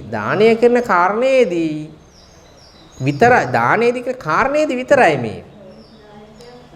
දානය කියන කාර්යයේදී ක්‍රියාවේදී උසස් දායකයා ප්‍රතිග්‍රාහකයට වඩා කියන එකයි තමයි මේ කියන්නේ. නැත්තම් පුද්ගලයා දෙන්න ගත්තාම උසස් කියන එක නෙමෙයි මේ කියන්නේ. දානය කියන ක්‍රියාවේදී ප්‍රතිග්‍රාහකයට වඩා දායකයා උසස් කියන එකයි මේ කියන්නේ. හරිද? දැන් මෙතෙන්දි මේ යෙදෙන්නේ ඇත්තටම මේ වෛරී පුද්ගලයාට දෙන දාණය එක නෙමෙයි කියන්නේ කියවෙන්නේ මෙතන අපි සාකච්ඡා කරන්නේ. දැන් දාණය කියන ක්‍රියාවේදී මේ කියන්නේ දෙන පුද්ගලයානේ උසස් ගන්න පුද්ගලයාට වඩා. හරි නේද? හරි. මෙසේ වෛරී පුද්ගලයන් කෙරෙහි සංසිඳුණා වූ පටිගය ඇති ඒ යෝගීහට ප්‍රියයාද අතිප්‍රියයාද මධ්‍යස්ථයාද යන මොවුන් කෙරෙහි යම්සේද එපරිද්දෙන්ම ඒ වෛරීහු කෙරෙහිද මෛත්‍රී වශයෙන් සිත් පවති. මෙසේ නැවත මෙත් වඩන්නා වූ යෝගාවචරයා විසින් තමා කෙරෙහිද ප්‍රිය පුද්ගලයා කෙරෙහිද මධ්‍යස්ථයා කෙරෙහිද වෛරී පුද්ගලයන් කෙරෙහිද යන සතර දෙනා කෙරෙහි සමසිත ඇති බව සම්පාදනය කරන්නාහු විසින් සීමා සම්බේධයේ හෙවත් සීමා බෙදීම් වශයෙන් සමසිත බව කටයුතු. දැන් මෙහෙම කරලා දැන් ඔන්න අපි මුලදිම Tamanට මෛත්‍රී වැඩුවා. මෛත්‍රී වැඩුවා කියන්නේ තමා සාක්ෂියේ සාක්ෂි මට්ටමේ තියාගෙන මෛත්‍රී වැඩුවා. වඩලා ඊට පස්සේ ප්‍රිය පුද්ගලයා මධ්‍යස්ථයා වෛරී පුද්ගලයා ඔය හතර දෙනානේ. දැන් හතර දෙනාට වෙනම අපි මෛත්‍රී වැඩුවා. දැන් මොකද කරන්නේ? දැන් සීමා සම්බේධය කරන්න ඕන. දැන් වෙන අපි සමාධියකට මේ පුද්ගලයා හතර දෙනා පිළිබඳව පැමිණුණා. සීමා සම්බේධය කිව්වේ දැන් මේවයි සීමාවන් බිඳින්න ඕන දැන්. ඒ කියන්නේ මේ හතර දෙනා කෙරෙහිම සමාන තියෙනවා. සීමාවන් බිඳින්න ඕන. සීමා සම්බේධය කියලා කිව්වේ ඒකයි. සීමාවන් බිඳින්න ඕන. සීමාවන් තියෙන්න බෑ. අන්න ඒක තමයි සීමා සම්බේධය කිව්වේ. ඒක තමයි මේ මෛත්‍රියේ තියෙන අපේ අරමුණ තමයි මේ සීමා සම්බේධය. සීමා සම්බේධයට එන්න ඕන දැන්. ඒක තමයි මෛත්‍රියේ අවසාන පියවර. හරි නේද? මෛත්‍රියේ අවසාන පියවර සීමා සම්බේධය. හරි නේද? මේ හතර දෙනාම එක සමාන වෙන බලමු ඉස්සරහට උපමාවක් තියෙන මේකේ. ප්‍රිය පුද්ගලයාය මධ්‍යස්ථයාය වෛරී යන මොවුන් හා සමග තමා සතරවණු කොට ඇති මේ පුද්ගලයෝ එක්තරා ප්‍රදේශයක හුන් කල්ලි. මේ හතර දෙනා ඔන්න දැන් ඉන්නවා එක ප්‍රදේශයක. සොරුන් ඇවිත් ඔන්න සොරෙක් ඇවිත් වහන්ස මෙයින් එකකු අපට දෙවයි කියන්නා. ඔන්න එක්කෙනෙක් ඇවිල්ලා මගෙන් ඉල්ලනවා මේන් හොරෙක් ඇවිල්ලා මේ හතර දෙනාගෙන් කවුරු හරි අපිට ඕන කියලා ඉල්ලනවා. හරිද? හරිද? කවර කරුණක් නිසාදයි ඇසූ කල්ලි මරා ගෙල රුධිරයගෙන බිලියම් කරනු පිණිස යයි කීය. මොකටද මේ ඉල්ලන්නේ? මරල ඉවර වෙලා ලේ අරගෙන බිලි පූජාවක් කරන්න නේ. බිල්ලකට දෙන්න නේ. බිල්ලකට දෙන්න තමයි මේ ලේ ගන්න තමයි මේ ඉල්ලන්නේ. දැන් කවුද දෙන්නේ?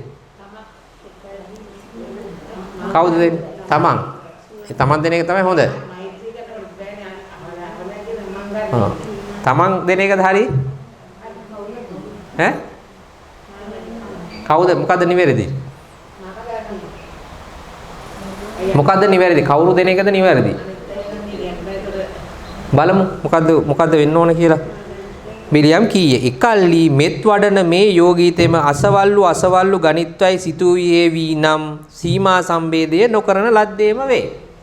අන්න කවුරු හරි අපි එයා කියනවා නම් තමන්ගේ වෛරී පුද්ගලයා හරි මධ්‍යස්ථ පුද්ගලයා හරි ප්‍රිය පුද්ගලයා හරි ගන්න කියනවා නම් මොකද්ද? එතන සීමා සම්බේධය තියෙනවද? නැහැ. එතන සීමා සම්බේධය නැහැ. ඉදින් මා ගණිත්වයි මේ තුන් දෙන නොගණිත්වයි සිතුවේ වී නම් එවිට සීමා සම්බේධයනේ ඒ කියන්නේ ඒ කිව්වත් එතන සීමා සම්බේධය තියෙනවද? ඒත් නැහනේ. අර තුන් දෙනට වඩා වෙනස් කොට ගත්ත තමන්.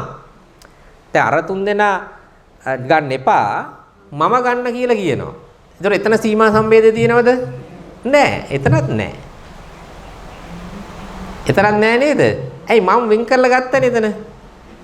මම අර තුන් දෙනාගෙන් වෙනස් කරලා ගත්තා. එතන සීමා සම්බේධය තියෙනවද? නැහැ. ඒත් නැහැ. දෙවේ යමෙකුගේ ග්‍රහණය කැමති වී නම් ඔහු ඒ පුද්ගලයා හට අහිත වේ. ඒ කවුරු හරි දෙන්න කවුරු හරි කැමති වෙනවා නම් කවුරු හරි තමන් වෙන්නත් පුළුවන්. තමන් උනත් මම එන්නම් අනිත් තුන් දෙනා ගන්න එපා කියලා කියනවා නම් ඒ කියන්නේ තමන්ට අහිතයි. හරිද? ඒතොර එතන සීමා සම්බේධය නැහැ. සීමා සම්බේධය නැහැ. සෙස්සන්ත හිතයිශී වේ. ඒ පුද්ගලයා එතකොට මම ගන්නේ අනිත් තුන් දෙනා ගන්න එපා කියන්නේ අනිත් තුන් දෙනාට හිතයිශී තමන්ට හිතයිශී නැහැ. ඒක තමයි කියන්නේ. යම් කලක වනාහි සතර දෙනා කෙරෙහි එකකදු සොරුන්ට දිය යුතු කොට නොදකීද එවිට තමා ආදී සතර දෙනා කෙරෙහිම සමසිත ඇතිවන හේයින් සීමා සම්බේධය කෙලේ නම් වේ. එහෙනම් සීමා සම්බේධය තියෙනවා නම් මොකද කරන්නේ?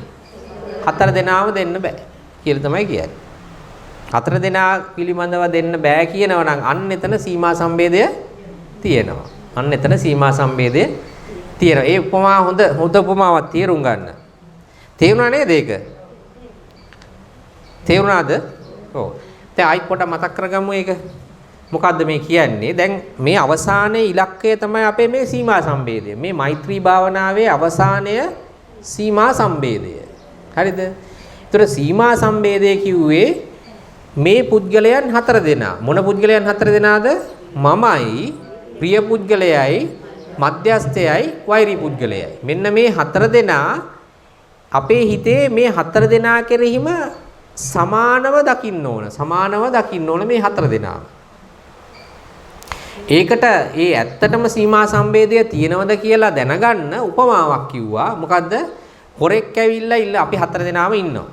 අප හතර දෙනාම එකට ඉන්න හතර දෙනාගේ තමනුයි, තමන්ගේ ප්‍රිය පුද්ගලයයි, මධ්‍යස්ථ පුද්ගලයයි, වෛරී පුද්ගලයයි ඉන්න වෙලාවක එතෙන්ට හොරෙක් ඇවිල්ලා ලේ ගන්න, මරලා ලේ ගන්න ඉල්ලනවා එක්කෙනෙක්. කවුරු හරි එක්කෙනෙක් ඉල්ලනවා. කාගෙන්ද ඉල්ලන්නේ? මගෙන් ඉල්ලන්නේ. එතකොට මම කියනවා නම් මම නෙවෙයි අනිත් තුන් දෙනාගෙන් කවුරු හරි ගන්න කියලා කියනවා නම් එතන සීමා සම්බේධය තියෙනවද? නැහැ. ඒ තුන් දෙනා ගන්න එපා මම ගන්න කියලා කියනවා නම් එතන සීමා සම්බේධය තියෙනවද? එතනත් සීමා සම්බේධය නැහැ. එතකොට සීමා සම්බේධය තියෙනවා නම් ඒ පුද්ගලයා අපි හතර දෙනාම ගන්න එපා. ගන්න දෙන්නේ නැහැ. ඉඩ හරින්නේ නැහැ. අන්න එතන සීමා සම්බේධය තියෙනවා. හරි නේද? හරි වැදගත්. ඒ උපමාව අපිට තේරුම් ගන්න හරි වටිනවා ඒක.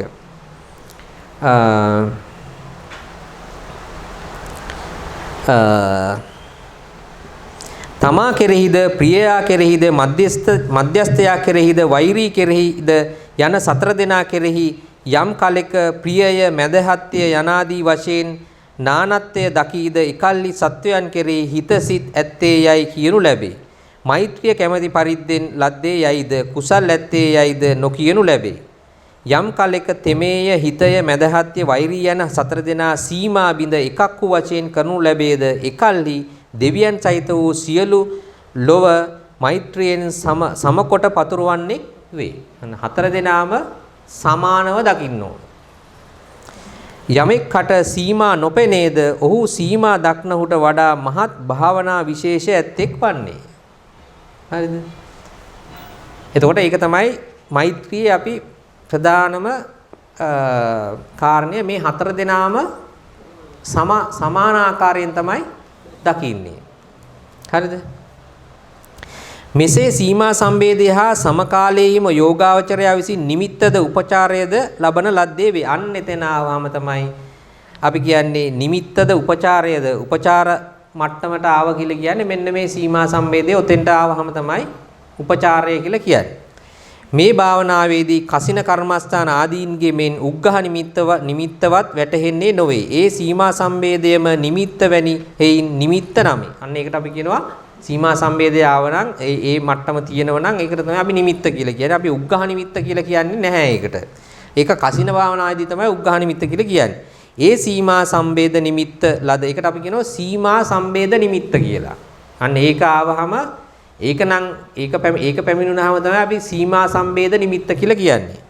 ලද කල්ලි නිමිත්ත ලද කල්ලි භාවනාව සාතිශය වන බැවින් නීවරණයෝද විස්කම්බිත වෙයි. අන්න එතෙන්දී නීවරණයෝ විස්කම්බණය වෙනවා. ක්ලේශයෝද සංසිඳන ලද්දාහු වෙති. උපචාර සමාධි වශයෙන් සිත සමාහිත වේ. අන්න එතෙන් තමයි උපචාර සමාධිය එන්නේ. හරිද? ඊට පස්සේ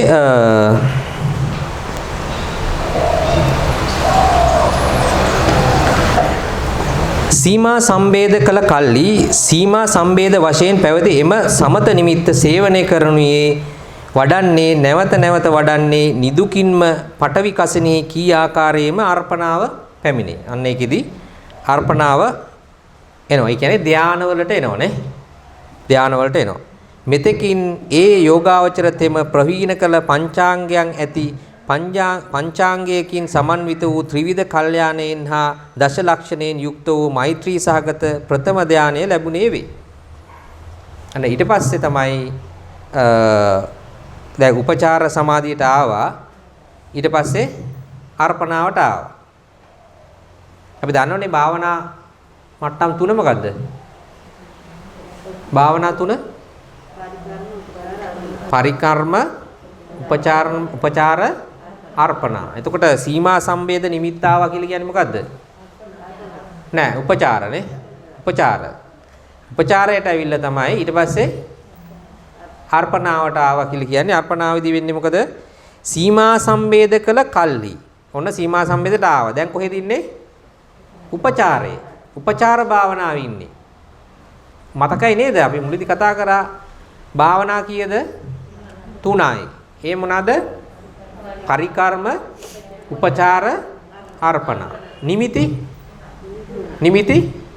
3යි. ඒ මොනවද? පරිකර්ම නිමිත්ත, උග්ඝහ නිමිත්ත, ප්‍රතිභාග නිමිත්ත. ප්‍රතිභාග නිමිත්ත එන්නේ කොහේද? අර්පණාවලදී ප්‍රතිභාග නිමිත්ත එන්නේ. පටිභාග කියලා ප්‍රතිභාග. හරි නේද? නිමිති 3යි. නිමිති 3 තමයි පරිකර්ම උග්ඝහ ප්‍රතිභාග. හරිද? ප්‍රතිභාග නිමිත්ත තමයි එන්නේ අර්පණාවේදී. ඒතකොට තාම ප්‍රතිභාග නිමිත්ත ආවද? නැහැ. දැන් මෙතන මෙතන සීමා සම්බේධය ආව කියන්නේ සීමා සම්බේධ නිමිත්ත කිව්වේ මොකද්ද? හරියට උග්ඝහ නිමිත්ත වගේ එක. නමුත් උග්ඝහ නිමිත්තයි කියලා අපි ඒකට කියනවද? දැන් උග්ඝහ නිමිත්ත එන්නේ මොකේද? උපචාර සමාධියේදී. හරිද? පැටලෙනවද? පැටලුණාද? දැන් අපි මතකයි නේද? භාවනා තුනයි තියෙන්නේ. හරිද? ඒ තමයි මොකද? පරිකර්ම උපචාර අර්පණ. අර්පණා වෙන විදියක් කිව්වොත් තා මොකද්ද කියන්නේ මෙතන? ධාන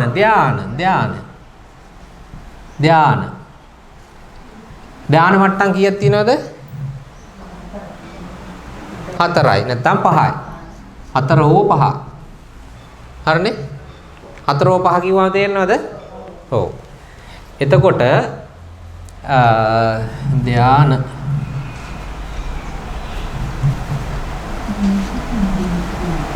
4 හෝ 5. හරිනේ? ඔන්න භාවනා. එතකොට පරිකර්මයේදී මොකද්ද? පරිකර්ම ඒ කියන්නේ මොකද්ද? නිමිති ගත්තාම නිමිති කීයද? 3යි. 3. එතකොට පරිකර්මයේදී නිමිත්ත මොකද්ද? නෑ පරිකර්ම නිමිත්ත. පරිකර්ම. උපචාරයේදී උග්ඝහ නිමිත්ත.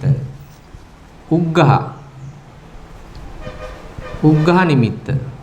නිමිත්ත. අර්පණාවේදී ප්‍රතිභාග නිමිත්ත. හරිද? ප්‍රතිභාග. හරිනේ? එතකොට මෛත්‍රියේදී අපි උග්ඝහ නිමිත්තයි කියලා කියන්නේ නෑ. උග්ඝහ නිමිත්ත කියලා කියන්නේ මේක උග්ඝහ නිමිත්ත අපි කියන්නේ ඇත්තටම කසින භාවනාවේදී. හරිද? මෛත්‍රී භාවනාවේදී අපි මේකට කියනවා මොකද්ද? සීමා සම්බේධය. සීමා සම්බේධ නිමිත්ත. සීමා සම්බේධ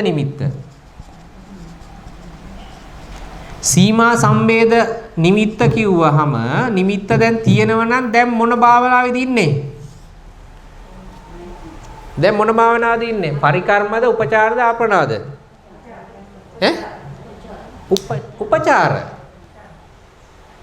තේරෙනව නේද? ඒ කියන්නේ අර 4 දෙනාම අපිට එක විදියට නම් පේන්නේ. 4 දෙනාම එක විදියට නම් පේන්නේ. කවුද 4 දෙනා? මමයි, ප්‍රිය පුද්ගලයයි, මධ්‍යස්ථ පුද්ගලයයි, වෛරී පුද්ගලයයි එක සමානව පේන්නේ අපිට. දකින්නේ අපි. එහෙමනම් මොකද තියෙන්නේ? සීමා සම්බේධය තියෙනවා. සීමා සම්බේධන කියන්නේ සීමාවක් නැති බව කියන එකයි. සීමාවක් අර වචනේ අර්ථය නිකන් සම්බේධය තියෙනවයි කිව්වහම අපිට තේරෙන්නේ නැහැ වගේ නිකන් පැටලෙන ස්වභාවයක් තියෙනවා. ඒ සීමාවක් නැති බව කියලා මතක තියාගන්නකො. සීමා සම්බේධය කිව්වේ සීමාවක් නැති බව. සීමාවක් නැති බව තියෙනවා. කියන්නේ සීමාවක් නැහැ. 4 දෙනාම එකට ඉන්නේ. 4 දෙනා කෙරෙහිම එක අදහසක් තියෙන්නේ. හරිද? සමාන අදහසක්. එතකොට සීමා සම්බේධය තියෙනවා කියන්නේ උපචාර භාවනාව තියෙන්නේ ඒ නිමිත්තට අපි කියනවා සීමා සම්බේධ නිමිත්ත. අපි ඒකට කියන්නේ උග්ඝහ නිමිත්ත කියලා. තේරුණාද? දැන් මේක කසින භාවනාවේ නම් මේ උපචාරයේදී මොකද වෙන්නේ? නොසෙල් වෙන කසින මණ්ඩලය පේන අවස්ථාව නේද මේක? දැන් මෙතෙන්දී හිත S2 වහගත්තාම කසින මණ්ඩලය පේනවා. ඒක ටිකක් වෙනස් වෙනවා. මතකයි නේද? පඨවි කසින මණ්ඩලය ගත්තාම කසින මණ්ඩල අපි පඨවි කියලා බලලා හිතට ගන්න ඕන. හිතට පේන එක දැන් ඔන්න වෙනස් වෙනවා. ඒක සෙලෙන ස්වභාවයක් තියෙනවා. ඒක මොකද්ද? පරිකර්ම නිමිත්ත. එහෙම පුළුවන් හිතට ගන්න අපි. ඒක පරිකර්ම නිමිත්ත කසින භාවනාවේදී. ඒක නොසෙල් වෙන මට්ටමට දියුණුනා කියන්නේ ඒක මොකද්ද? උපචාර. හරිද? උපචාර ඊට වඩා දියුණු මට්ටම තමයි අර්පණා කිව්වේ. හරිද? ඒතර ඒක වගේ මෙතන සීමා සම්බේධය තියෙනවා කියලා කියන්නේ ඒක උපචාර භාවනාවේ නිමිත්ත. අපි ඒකට උග්ඝහ නිමිත්ත කියන්නේ. ඒකට මොකද්ද කියන්නේ? සීමා සම්බේධ නිමිත්ත. දැන් තේරුණා නේද? හරි. එතකොට අපිට ඒ ටික පැහැදිලි. නිමිත්ත ඇතින් තේරෙන මේ පිටින් තේරෙනවා ඇතින් තේරෙනවා වගේ. මොකද? උපචාර භාවනාවේ ඇතින් භාවනාවේ ඒ නිමිත්ත මේ ඇසින් පේන එක නෙමෙයි පේනවා වගේ නොසෙල් වෙන එකක් හිතට පේනවා. හිතට පේන එක තමයි උග්ඝහ නිමිත්ත කිව්වේ. හරි. අපි ගන්නා වූ අරමුණ තමයි පරිකර්ම නිමිත්ත කියලා කිව්වේ. කසින මණ්ඩලයේ බලලා ගන්නා වූ ගන්න නිමිත්ත බලලා ගන්න එක පරිකර්ම නිමිත්ත. ඒක හිතට පැහැදිලිව පේන එක උපචාර නිමිත්ත. ඒක එතකොට හිතට පේනවා දැන්. S2 පියාගෙන කසින මණ්ඩලය බලාගෙන නැහැ දැන්. ඒ ඉස්සරහා තියෙන බලාගත් එක හිතට පේනෝනේ. හිතට ඇහැට පේන එක ඒක හරි. ඔතන පොඩ්ඩක් පොඩි නිවැරදි වීමක් වෙන්න ඕනේ. ඒක හරි. ආයිත් පොඩ්ඩක් මතක් කරගමු. දැන් මතක් කරගත්ත වෙලාවෙ මෙතන පැටලෙනවා. මොකද්ද මේ මිස් මතක් කරපු එක හරි. අර කසින මණ්ඩලයේ ඉස්සරහා දෙහාගෙන පටි කියලා කියනෝනේ. අර අපිට දකින්න එකක් තියෙනවනේ. කසින මණ්ඩලයේ එතන තියෙනවා විම. අපි ඒක ඇහැට දකින්න එක අපිට තේරෙනවනේ. පේන එකක් තියෙනවනේ. අරක පේනව ඇහැට. ඒ පෙනිලා ඇහැට ගන්න එක ඒක තමයි පරිකර්ම නිමිත්ත. ඒක ඊට පස්සේ S2 පියාගෙන හිතට පේරෝනේ. අන්න ඒක තමයි උපචාර එක. දැන් මම ඉස්සෙල්ලා පොඩ්ඩක් පැටලිදලා කිව්වේ මේක පොඩ්ඩක් පැටලුණා එතන. මේක ඉතාම හොඳට මේ වර්ණවත් මේ ආලෝකමත් ඒකම ආලෝකමත් පේනවා. ධානයේදී ප්‍රතිභාග නිමිත්තේදී. හරි. එතන පොඩි සියුම් වෙනසක් තියෙනවා. හරි නේද? අයිත් මතක් කරගමු පරිකර්ම කියලා කිව්වේ කසින මණ්ඩලයේ අපිට පේන එක. පේන එක ඇහැට පේන එක පරිකර්ම නිමිත්ත. හරිද? උපචාර එක තමයි S2 පියාගත්තට පස්සේ පේන එක උග්ඝහ නිමිත්ත. උපචාරනේ උග්ඝහ නිමිත්ත. S2 පියාගත්තාම අර අපිට බලපු එක දැන් හිතට පේනවා. අන්න ඒක උග්ඝහ නිමිත්ත. ඒක එන්නේ උපචාර සමාධියේදී. ඒක ඊටාම වර්ණවත් ආලෝකවත්ම හොඳට පෙනෙන එක තමයි ප්‍රතිභාග නිමිත්ත. හරිනේ 3. හරි ඒක හරි පොඩි පැටලීමක් වුණා. හරි.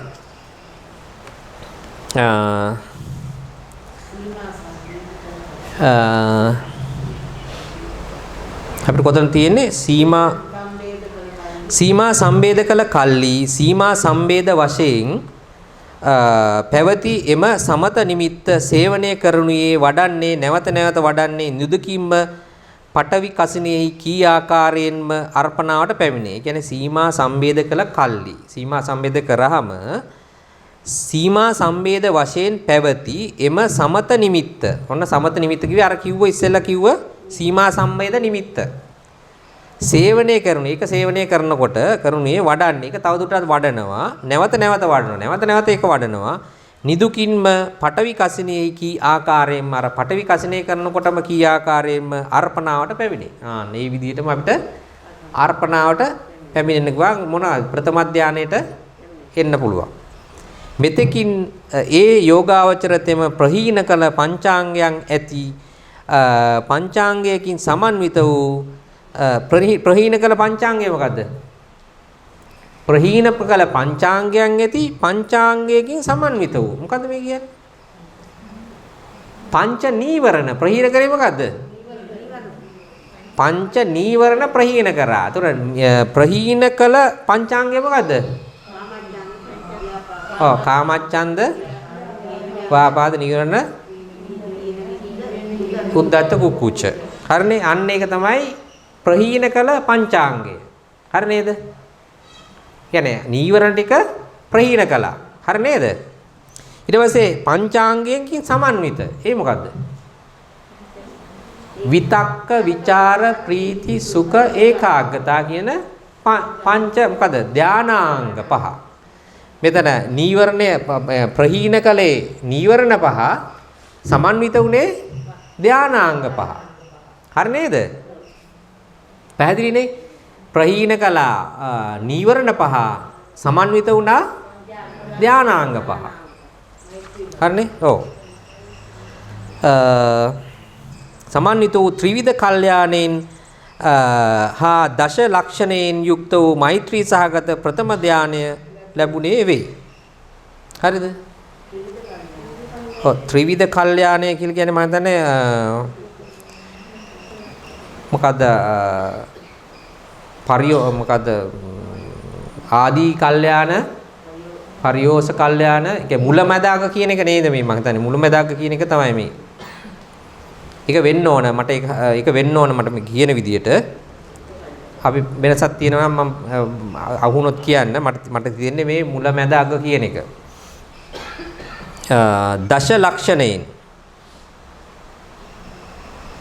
දශ ලක්ෂණයෙන් කියන එක නම් මතක් වෙන්නේ නැහැ.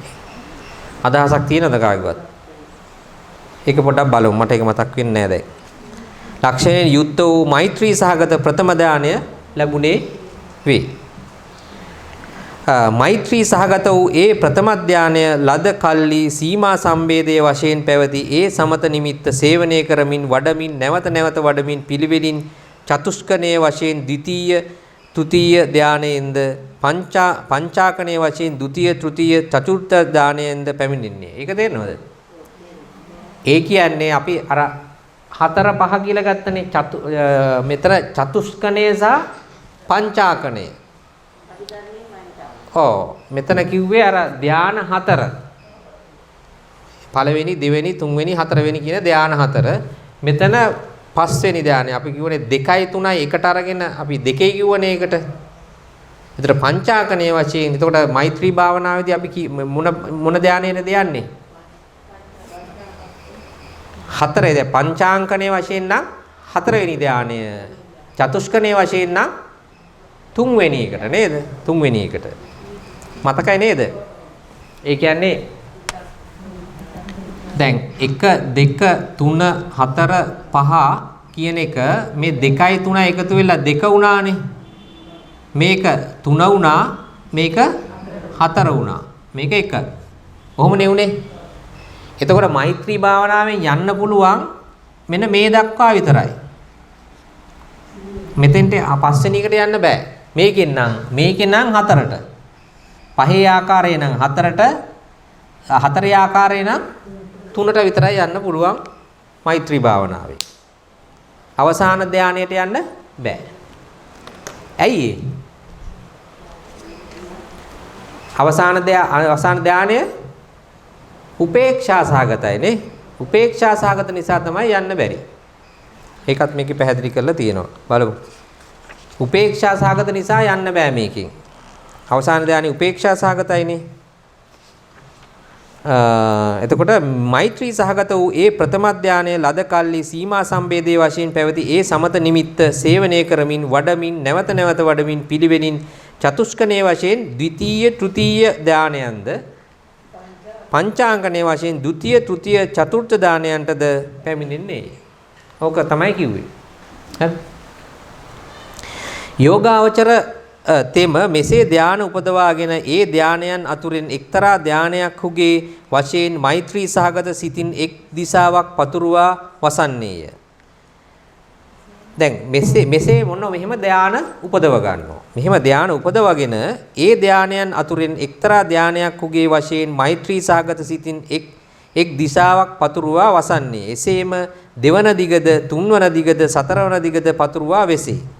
එසේම උඩ යට හා අනුදිග්ද යන හැම තැනම සත්‍යයන් වාසය කරන මුළු ලොවම විපුල වූ මහත්ගත වූ අප්‍රමාණ වූ වෛර නැත්තා වූ දොම්නස් නැත්තා වූ මෛත්‍රී සහගත සිතින් පතුරුවා වෙසේ. ප්‍රථම ධාන ආදීන්ගේ වශයෙන් අර්පණාවට පැමිණීම සිත් ඇතියෙකු හටම මේ විකුරුණාව සිදුවේ. මෙහි ඒ දිග් පරිග්‍රහ කොට සීමා වෙන්කොට මෛත්‍රිය පැතිරවීම ඕදිසෝෆරණ මෛත්‍රිය නම් වේ. හරිද? එතකොට ඕදිසෝෆරණ දැන් මෙතෙන්දි වෙනවා ඔන්න තුනකට බෙදෙනවා. මෛත්‍රී භාවනාව අපි ඔතනින් එහාට අර්පණාව අරගෙන අර්පණාවට පැමිණිලා ඔන්න ආයිත් භාවනාව ආකාර තුනකින් කරනවා. ඕදිසෝ පරණ, අනෝදිසෝ පරණ සහ මොකද්ද? දිසා පරණ කියලා ආකාර තුනකට බෙදෙනවා. කොහොමද බලමු මොකද්ද වෙන්නේ කියලා. ප්‍රථම ඥානාදීන්ගේ වශයෙන් අර්පණාවට පැමිණි සිත් ඇතියෙකු හටව මේ විකුර්ණාව සිද්ධ වේ. ඒ දික් පරිග්‍රහ කොට සීමා වෙන්කොට මෛත්‍රී පැරවීම. දැන් සීමා ඊට පස්සේ අර එක් දිශාවලට දිශාවනේ පරිග්‍රහ කොට සීමා වෙන්කොට අපිට පුළුවන් ඊට පස්සේ සීමා වෙන්කොට මෛත්‍රිය පැතිරෙනවා. අන්න ඒකට අපි කියනවා ඕදිසෝ පරණ මෛත්‍රිය නම් වේ. අයි මුලින්දලා යෝගාවචර තෙම මෙසේ ධානය උපදවාගෙන ඒ ධානයන් අතුරින් එක්තරා ධානයක් උගේ වශයෙන් මෛත්‍රී සාගත සිතින් එක් දිසාවක් පතුරුවා වසන්නේය. එසේම දෙවන දිගද තුන්වන දිගද හතරවන දිගද පතුරුවා වෙසේ. එසේම උඩ යට අනුදිග්ද යන සෑම තැනම සත්වයන් වාසය කරන මුළු ලෝකම විපුල වූ මහග්ගත වූ අප්‍රමාණ වූ වෛර නැත්තා වූ ධම්නස් නැත්තා වූ මෛත්‍රී සාගත සිතින් පතුරුවා වෙසේ. ප්‍රථම ධානාදීන්ගේ වශයෙන් අර්පණාවට පැමිණි සිත් ඇතියෙකු හටව මේ විකුර්ණාව සිදුවේ. මෙහි ඒ දික් පරිග්‍රහ කොට සීමා වෙන්කොට මෛත්‍රිය පැතිරවීම. ඒ දික් වෙන් කරලා එක එක වෙන වෙනම දිශාවලට මෛත්‍රිය වෙන වෙනම පැතිරවීම. ඒකට අපි කියනවා ඕදිසෝ පරණ කියලා. මෛත්‍රිය නම් මේ සියලු දිග්හි හීනය, මධ්‍යමය, උත්කෘෂ්ඨය, මිත්‍රය, සතුරුය, මධ්‍යස්ථය, ස්ත්‍රිය, පුරුෂය, ආර්ය, අනාර්ය, දෙවන දේවය, මනුෂ්‍ය යනාදී ප්‍රභේද ඇති සියලු සතුන් කෙරෙහි ආත්ම සම බැවින් ආත්මතා වශයෙන් මේ පරසත්ව යයි විග්‍රහ කොට යයි විභාග නොකොට නොහොත් සියලු සිත් කොටසින් ස්වල්පයකුදු කමටහින් පිටත්ති වික්ෂේපයට නොපෙමිණියේ සියලු දිගින් සියලු සත්‍යයන් දිශා පුද්ගල සීමා නොකොට මෛත්‍රිය පැතිරවීම අනෝදිසෝ පරණ මෛත්‍රිය නම් වේ. ඒ කියන්නේ දිසා සීමා කරන්නේ නැතුව මෛත්‍රිය පැතිරවීම අපි කිව්වා අනෝදිසෝ පරණ කියලා. මෙත්තා චේතෝ විමුක්ති නම් වූ මේ මෛත්‍රී ධානය පස්සාකාරයකින් අනෝදිසෝ පරණ වශයෙන්ද සත්තාකාරයකින් ඕදිසෝ පරණ වශයෙන්ද දිසා පරණ වශයෙන් දසාකාරයෙන්ද සිද්ධ කටයුතු. ඔන්න එතකොට මෙතෙන්දී අනෝදිසෝ පරණ වශයෙන් පස්සාකාරයකින්ද ඕදිසෝ පරණ වශයෙන් සත්තාකාරයකින්ද දිසා පරණ වශයෙන් දසාකාරයෙන්ද සිද්ධ කළ යුතුයි. අන්නේ සිද්ධ කරන විදිය තමයි ඉස්සරහට කියන්නේ. ඊට පස්සේ පංචවිධ අනෝදිසෝ පරණ මෙත්තා චේතෝ විමුක්ති හේවත් මෛත්‍රී ධානය මෙසේ වැඩි යුතුය. ඔන්න පංචවිධ අනෝදිසෝ පරණ. ඒ කියන්නේ දිසා වෙන් කරන්නේ නැතිව අනෝදිසෝ පරණ කියන්නේ දිසා වෙන් නොකොට කියන එක තමයි අනෝදිසෝ පරණ. ඒක ආකාර පහක් තියෙනවා. ආකාර පහක් තියෙනවා. ඒ තමයි සබ්බේ සත්තා, සබ්බේ පානා, සබ්බේ භූතා, සබ්බේ පුද්ගලා, සබ්බේ අත්තභාව පරියාපන්නා. නෑ ඒක තමයි. නෑ පහයි පහයි. අරකේ පහ කියලා දාගන්න. අර අනිත් එකේ මුල පහ. සබ්බේ අත්තභාව පරියාපන්නා. හරිද? පහ. ඒක පහේ අංකය දාගන්න පහ නෑ එතන. අනිත් පිටුවේ කියන්නේ 593 පිටුවේ පහ. එතකොට පංචවිධ අනෝදිසෝ පරණ මෙත්තා චේතෝ විමුක්ති හේවත් මෛත්‍රී ධානය මෙසේ වැඩි යුතුය. එතකොට ඒකෙදී මොනවද ආකාර පහ මොකද්ද? සත්තා, සබ්බේ සත්තා කියන්නේ සියලු සත්වයෝට. පළවෙනි එක සියලු සත්වයන්ට, දෙවෙනි එක සියලු ප්‍රාණීන්ට, තුන්වෙනි එක සියලු භූතයන්ට, තුන්වෙනි එක සියලු පුද්ගලයන්ට, හතරවෙනි එක සියලු ආත්ම භාව නෑ ආත්ම භාව පරියාපන්නෝ ආත්ම භාව ඇති පුද්ගලයන්ට. හරිද? ආත්ම භාව පරියාපන්නෝ. ඒ කියන්නේ පංචස්කන්ධ සංඛ්‍යාත වූ ශරීරය කියන එක තමයි ආත්ම භාව කියලා කිව්වේ. අපි බලමු විස්තර වශයෙන්. දැන් හරනේ පහ කියන එක. එතකොට අනෝදිසෝ පරණ විදියට අපි කාණ්ඩ පහකට වෙන් කළා තමයි මෛත්‍රිය පතුරවන්නේ. මෙත් වඩන්නේ. පහයි. ඒ පහ මොකද්ද? සබ්බේ සත්තා, සබ්බේ පානා, සබ්බේ භූතා, සබ්බේ පුද්ගලා, සබ්බේ අත්තභාව පරියාපන්නා. ඔන්න ඔය පහ. සබ්බේ සත්තා කියන්නේ බලමු. සබ්බේ සත්තා අවේරා හොන්තු, අව්‍යාපජ්ජා හොන්තු, අනීගා හොන්තු, සුඛී යත්තානම් පරිහරන්තු. සියලු සත්වයෝ අවෛර වෙත්වා හෙවත් වෛර නැත්තාහු වෙත්වා. අව්‍යාපජ්ජ හෙවත් නිරෝග වූවාහු වෙත්වා. අනීග හෙවත් නිදුක් වූවාහු වෙත්වා. සුවපත් වූවාහු තමන් පරිහරණය කෙරෙත්වා. මේ සියලු සත්වයෝ වෛර නැත්තාහු වෙත්වායි වැඩිමෙන් එක් අර්පණාවක. දැන් එතන එනවා ඔන්න වෙන් වෙලා එනවා එතන. අර්පණා කීපයක් එනවා. වෛර නැත්තාහු වෙත්වායි මෙත් වැඩිම එක අර්පණාවක්. නිරෝග වූවාහු වෙත්වායි වැඩිමෙන් එක් අර්පණාවක් එනවා. ඒ කියන්නේ ධානයක්. නිදුක් වූවාහු වෙත්වායි වැඩිමෙන් එක් අර්පණාවක් එනවා. නැත්නම් එක ධානයක් එනවා. සුගපත් වූවාහු තමන් පරිහරණය කෙරෙත්වායි වැඩිමෙන් එක් අර්පණාවක.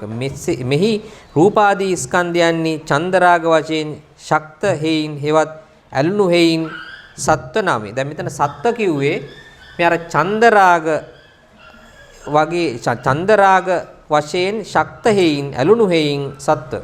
මේ චන්දරාග කෙරෙහි ඇලුණු නිසා තමයි අපි සත්ව කියලා කියන්නේ. සත්ව කියලා කියන්නේ ඒකයි. හරිද? ඒතකොට සත්‍යයන්ට අපි මේ ආකාරයෙන් වෛර නැත්තාහු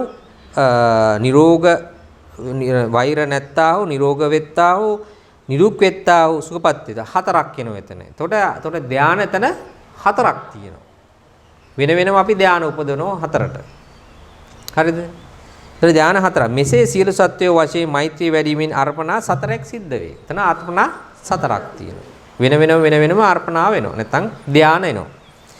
ඔන්න දෙවෙනි එක. ඒ පළවෙනි එක. සබ්බේ සත්තා. සත්වයන් කෙරෙහි අපි ධාන හතරක් උපදවනවා. අනෝදිසෝ පරණ විදියට.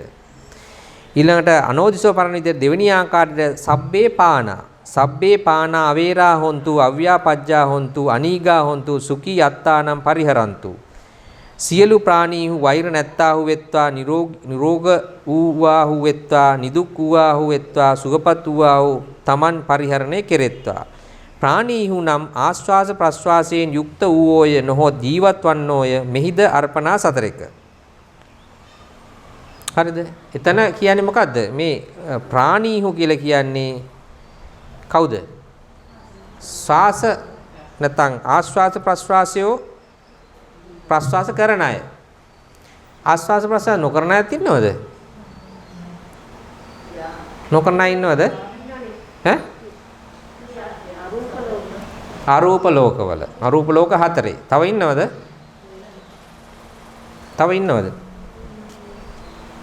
අරූප ලෝක හතර. ඉන්නව. හරි. තව කවුද? ඈ? නිරෝධ සමාපත්තියට. ඔව්. නිරෝධ සමාපත්තියට සම්බන්ධියාම එන්නවා. තව ඉන්නවද?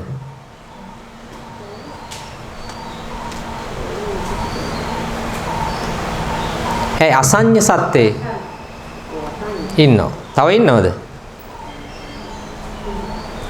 ආශ්වාස ප්‍රශ්වාස කරන්නේ නැති. කල්ලේ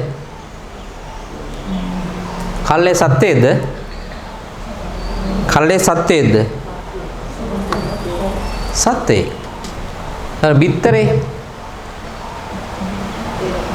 අණ්ඩ කිව්වේ ඒත් සත්‍යයෙන් නේද? ඔව්. ඒතර සත්ත්ව කැලලට වැටෙනවා ඒකයි. එතකොට ප්‍රාණීන්ට වැටෙනවද?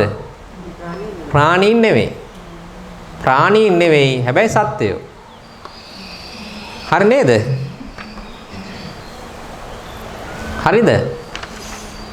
එතකොට ප්‍රාණීන් සත්වයෝ වන ප්‍රාණීන් නොවන. හරි නේද? සත්වයෝ වන ප්‍රාණීන් නොවන අය ඉන්නවා. අරූප ලෝකේ ඉන්නවා. ධානා සමාපත්තියේදී ඉන්නවා. හැබැයි ඒක මෙතෙන්දී දැන් මෙහෙමනේ උපත ලබනකොට දැන් ඒ අවස්ථාවේදී තත් අදාළව තමයි. ඒ අවස්ථාවේදී දැන් අපි මේ මොහොතේදී ආස්වාස ප්‍රස්වාස කරන කෙනෙක් කරන අය මේ මොහොතේදී බලනකොට දැන් නිරෝධ සමාපatti ඉන්න කෙනෙක් ඉන්නවා නම් එයා ආස්වාස ප්‍රස්වාස කරන්නේ නැති නිසා ප්‍රාණීන්ට වැටෙන්නේ නැහැ කියලා ගන්න පුළුවන්. හැබැයි ඒකෙන් මිදුනහම ප්‍රාණීන්ට වැටෙනවා. එහෙම වෙනසක් තියෙනවා එතන. හරි. ඊළඟට දැන් මේ මොහොතේදී අපි මෛත්‍රිය වඩන මොහොතේදී මේක වෙන්නේ නේද? නැත්තම් අපි ප්‍රාණීන් විතරක් ගත්තොත් කොටසක් මග ඇරෙන්න පුළුවන්. නේ? ඒක නිසා තමයි බෙදලා ගන්න මේ. ඊට පස්සේ සබ්බේ භූතා අවේරා හොන්තු අව්‍යාපජ්ජා හොන්තු අනීගා හොන්තු සුඛී අත්තානම් පරිහරන්තු. භූතා සියලු භූතයෝ වෛර නැත්තාහු වෙත්වා නිරෝගී වූවාහු වෙත්වා නිදුක් වූවාහු වෙත්වා සුවපත් වූවාහු තමන් පරිහරණය කෙරෙත්වා. කර්ම ක්ලේශ දෙකින් උපන්නාහු භූතයෝය. මෙහිද අර්පණා සතරක. එතකොට කර්ම ක්ලේශ දෙකින් උපන්නාහු භූතයෝ. භූතයෝ කියන්නේ ඔන්න දැන් මේ විවිධ තැන්වලදී මේ භූත කියන අර්ථය වෙනස් වෙනවා. සමහර අවස්ථාවක කියවෙනවා මහා භූත වලින් හැදිච්ච නිසා භූත කියනවා කියලා. දැන් මෙතන කියන්නේ කර්ම ක්ලේශ දෙකින් උපන්නෝ භූතයෝ කියලා. පොඩක් සමහර තැන්වලදී අර්ථය වෙනස් වෙන්න පුළුවන්. මෙතෙන්දී කියන්නේ කර්ම ක්ලේශ දෙකින් උපන්නෝ භූතයෝ. හරිද? සබ්බේ පුද්ගලා අවේරා හොන්තු අව්‍යාපජ්ජා හොන්තු අනීගා හොන්තු සුඛී අත්තානම් පරිහරන්තු. සියලු පුද්ගලයෝ වෛර නැත්තාහු වෙත්වා නිරෝගී වූවාහු වෙත්වා නිදුක් වූවාහු වෙත්වා සුවපත් වූවාහු තමන් පරිහරණය කෙරෙත්වා. නිරයෙහි ගලන්නෝ නිරයෙහි යන්නෝ පුද්ගලයෝය යනු එක් අර්ථයක. මෙහිද අර්පණා සතරක. පුද්ගලා කියලා කියන්නේ නිරයෙහි ගලන්නෝ නිරයෙහි යන්නෝ. නිරේ යන්න ඉඩකඩ තියෙන පුද්ගලයෝ නැත්නම් යන්න හැකියාව තියෙන පුද්ගලයෝ කවුද? පුද්ගලයෝ. ඒතර හැම කෙනෙක්ම එහෙම යන්න හැකියාව නැද්ද? හැම කෙනෙක්ම නිරේට යන්න ඉඩකඩ නැද්ද? තියෙනවද? හැම කෙනාටම තියෙනවද? එහෙම නැති අය ඉන්නවද? කවුද නැති අය? සෝවාන් වලින් උඩ ආර්යයන් වහන්සේලා සෝවාන් සකදාගාමී අනාගාමී අරිහත් වහන්සේලා මාර්ගඵල ලැබපු මේ උත්තමයෝ අපායට යනවද? නිරේ යනවද? නැහැ. එතකොට ඒ අය මේකට වැටෙන්නේ නැහැ. පුද්ගල කියලා බෙදුවාම ඒක අය වැටෙන්නේ නැහැ. නේද? පෘථග්ජන තමයි වැටෙන්නේ. පෘථග්ජන වැටෙන්නේ පුද්ගල කියන කාණ්ඩයට. නේද? දැන් මේ එහෙම පුද්ගලයෝ ගත්තොත් කාණ්ඩයක් මග ඇරෙනවා අපට. එතකොට අපි මේ සත්වයෝ කියලා ගත්තොත් කාණ්ඩයක් මග ඇරෙනවා. එහෙම මග ඇරෙන්නේ නැති වෙන්න තමයි මේ කාණ්ඩ පහ බෙදලා තියෙන්නේ මේ. ඊළඟට සබ්බේ අත්තභාව පරියාපන්න අවේරා හොන්තු අව්‍යාපජ්ජා හොන්තු අනීගා හොන්තු සුඛී අත්තානම් පරිහරන්තු. සියලු ආත්මභාව පරියාපන්නයෝ වෛරී නැත්තාහු වෙත්වා නිරෝගී වූවාහු වෙත්වා නිදුක් වූවාහු වෙත්වා සුවපත් වූවාහු තමන් පරිහරණය කෙරෙත්වා. ආත්මභාව නම් පංචස්කන්ධ සංඛ්‍යාත වූ ශරීරයයි. ඒ ස්කන්ධ පංචකයගෙන පරමාර්ථ වශයෙන් අවිද්‍යා මාන වූද ප්‍රඥප්ති මාත්‍රයෙන් විද්‍යමාන බැවින් ඒ ආත්මභාවයේහි ඇතුළත් වූ ආත්මභාව පරියාපන්නයෝයි. මෙහිද අර්පණා සතරක. හතර එනවා පහේ මාට. අතර 20ක් එනවා එතන නේ. එතකොට ආත්මභාව පරියාපන්නෝ අත්තභාව පරියාපන්නෝ නැත්නම් ආත්මභාව පරියාපන්නෝ කොටසට වැටෙන්නේ නැති අයත් ඉන්නවද? අත්තභාව පරියාපන්නෝ කියන්නේ කවුද? පංචස්කන්ධය තියෙන අය. එතකොට පංචස්කන්ධය නැති අයත් ඉන්නවද? පංචස්කන්ධය නැති අය ඉන්නවද? අරූප ලෝකයේ ස්කන්ධ කීයද? ස්කන්ධ 4යි. ඒතර අරූප ලෝක විතරද? ස්කන්ධ මොන හතරද කීයද? ස්කන්ධ 4 මොනවද? අරූප ලෝකවල තියෙන ස්කන්ධ 4? ස්කන්ධ 4 අරූප ලෝකයේ තියෙන ස්කන්ධ අරූප ලෝක කීයක් තියෙනවද? අරූප ලෝක 4යි. මොකක්ද 4? ඈ ආකාසානංචායතනය විඥානංචායතනය ආකින්චඤ්ඤායතනය නේව සංඥා නා සංඥායතනය හතරයි. ඒ හතරේ තියෙන්නේ මොන පංචස්කන්ධේ ස්කන්ධ කීයක් තියෙනවද? පංචස්කන්ධේ ස්කන්ධ පංචස්කන්ධේ ස්කන්ධ කීයද? 5යි. පංචස්කන්ධේ ස්කන්ධ 5යි. 5 මොනවද? රූප, වේදනා, සංඥා, සංස්කාර, විඥාන. එතකොට අරූප ලෝකයේ ස්කන්ධ කීයද? 4යි. 4 මොනවද? නැති එක කියන්නකෝ. නැති එක මොකද්ද? රූප නැහැ.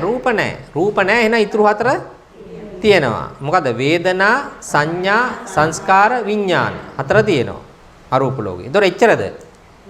මේ කාණ්ඩෙට වැටෙන්නේ නැති ඉන්නේ ඒ අය විතරද? තව අසඤ්ඤ සත්‍ය. අසඤ්ඤ සත්‍යයේ ස්කන්ධ කීයක් තියෙනවද? කීයද? රූප විතරයි.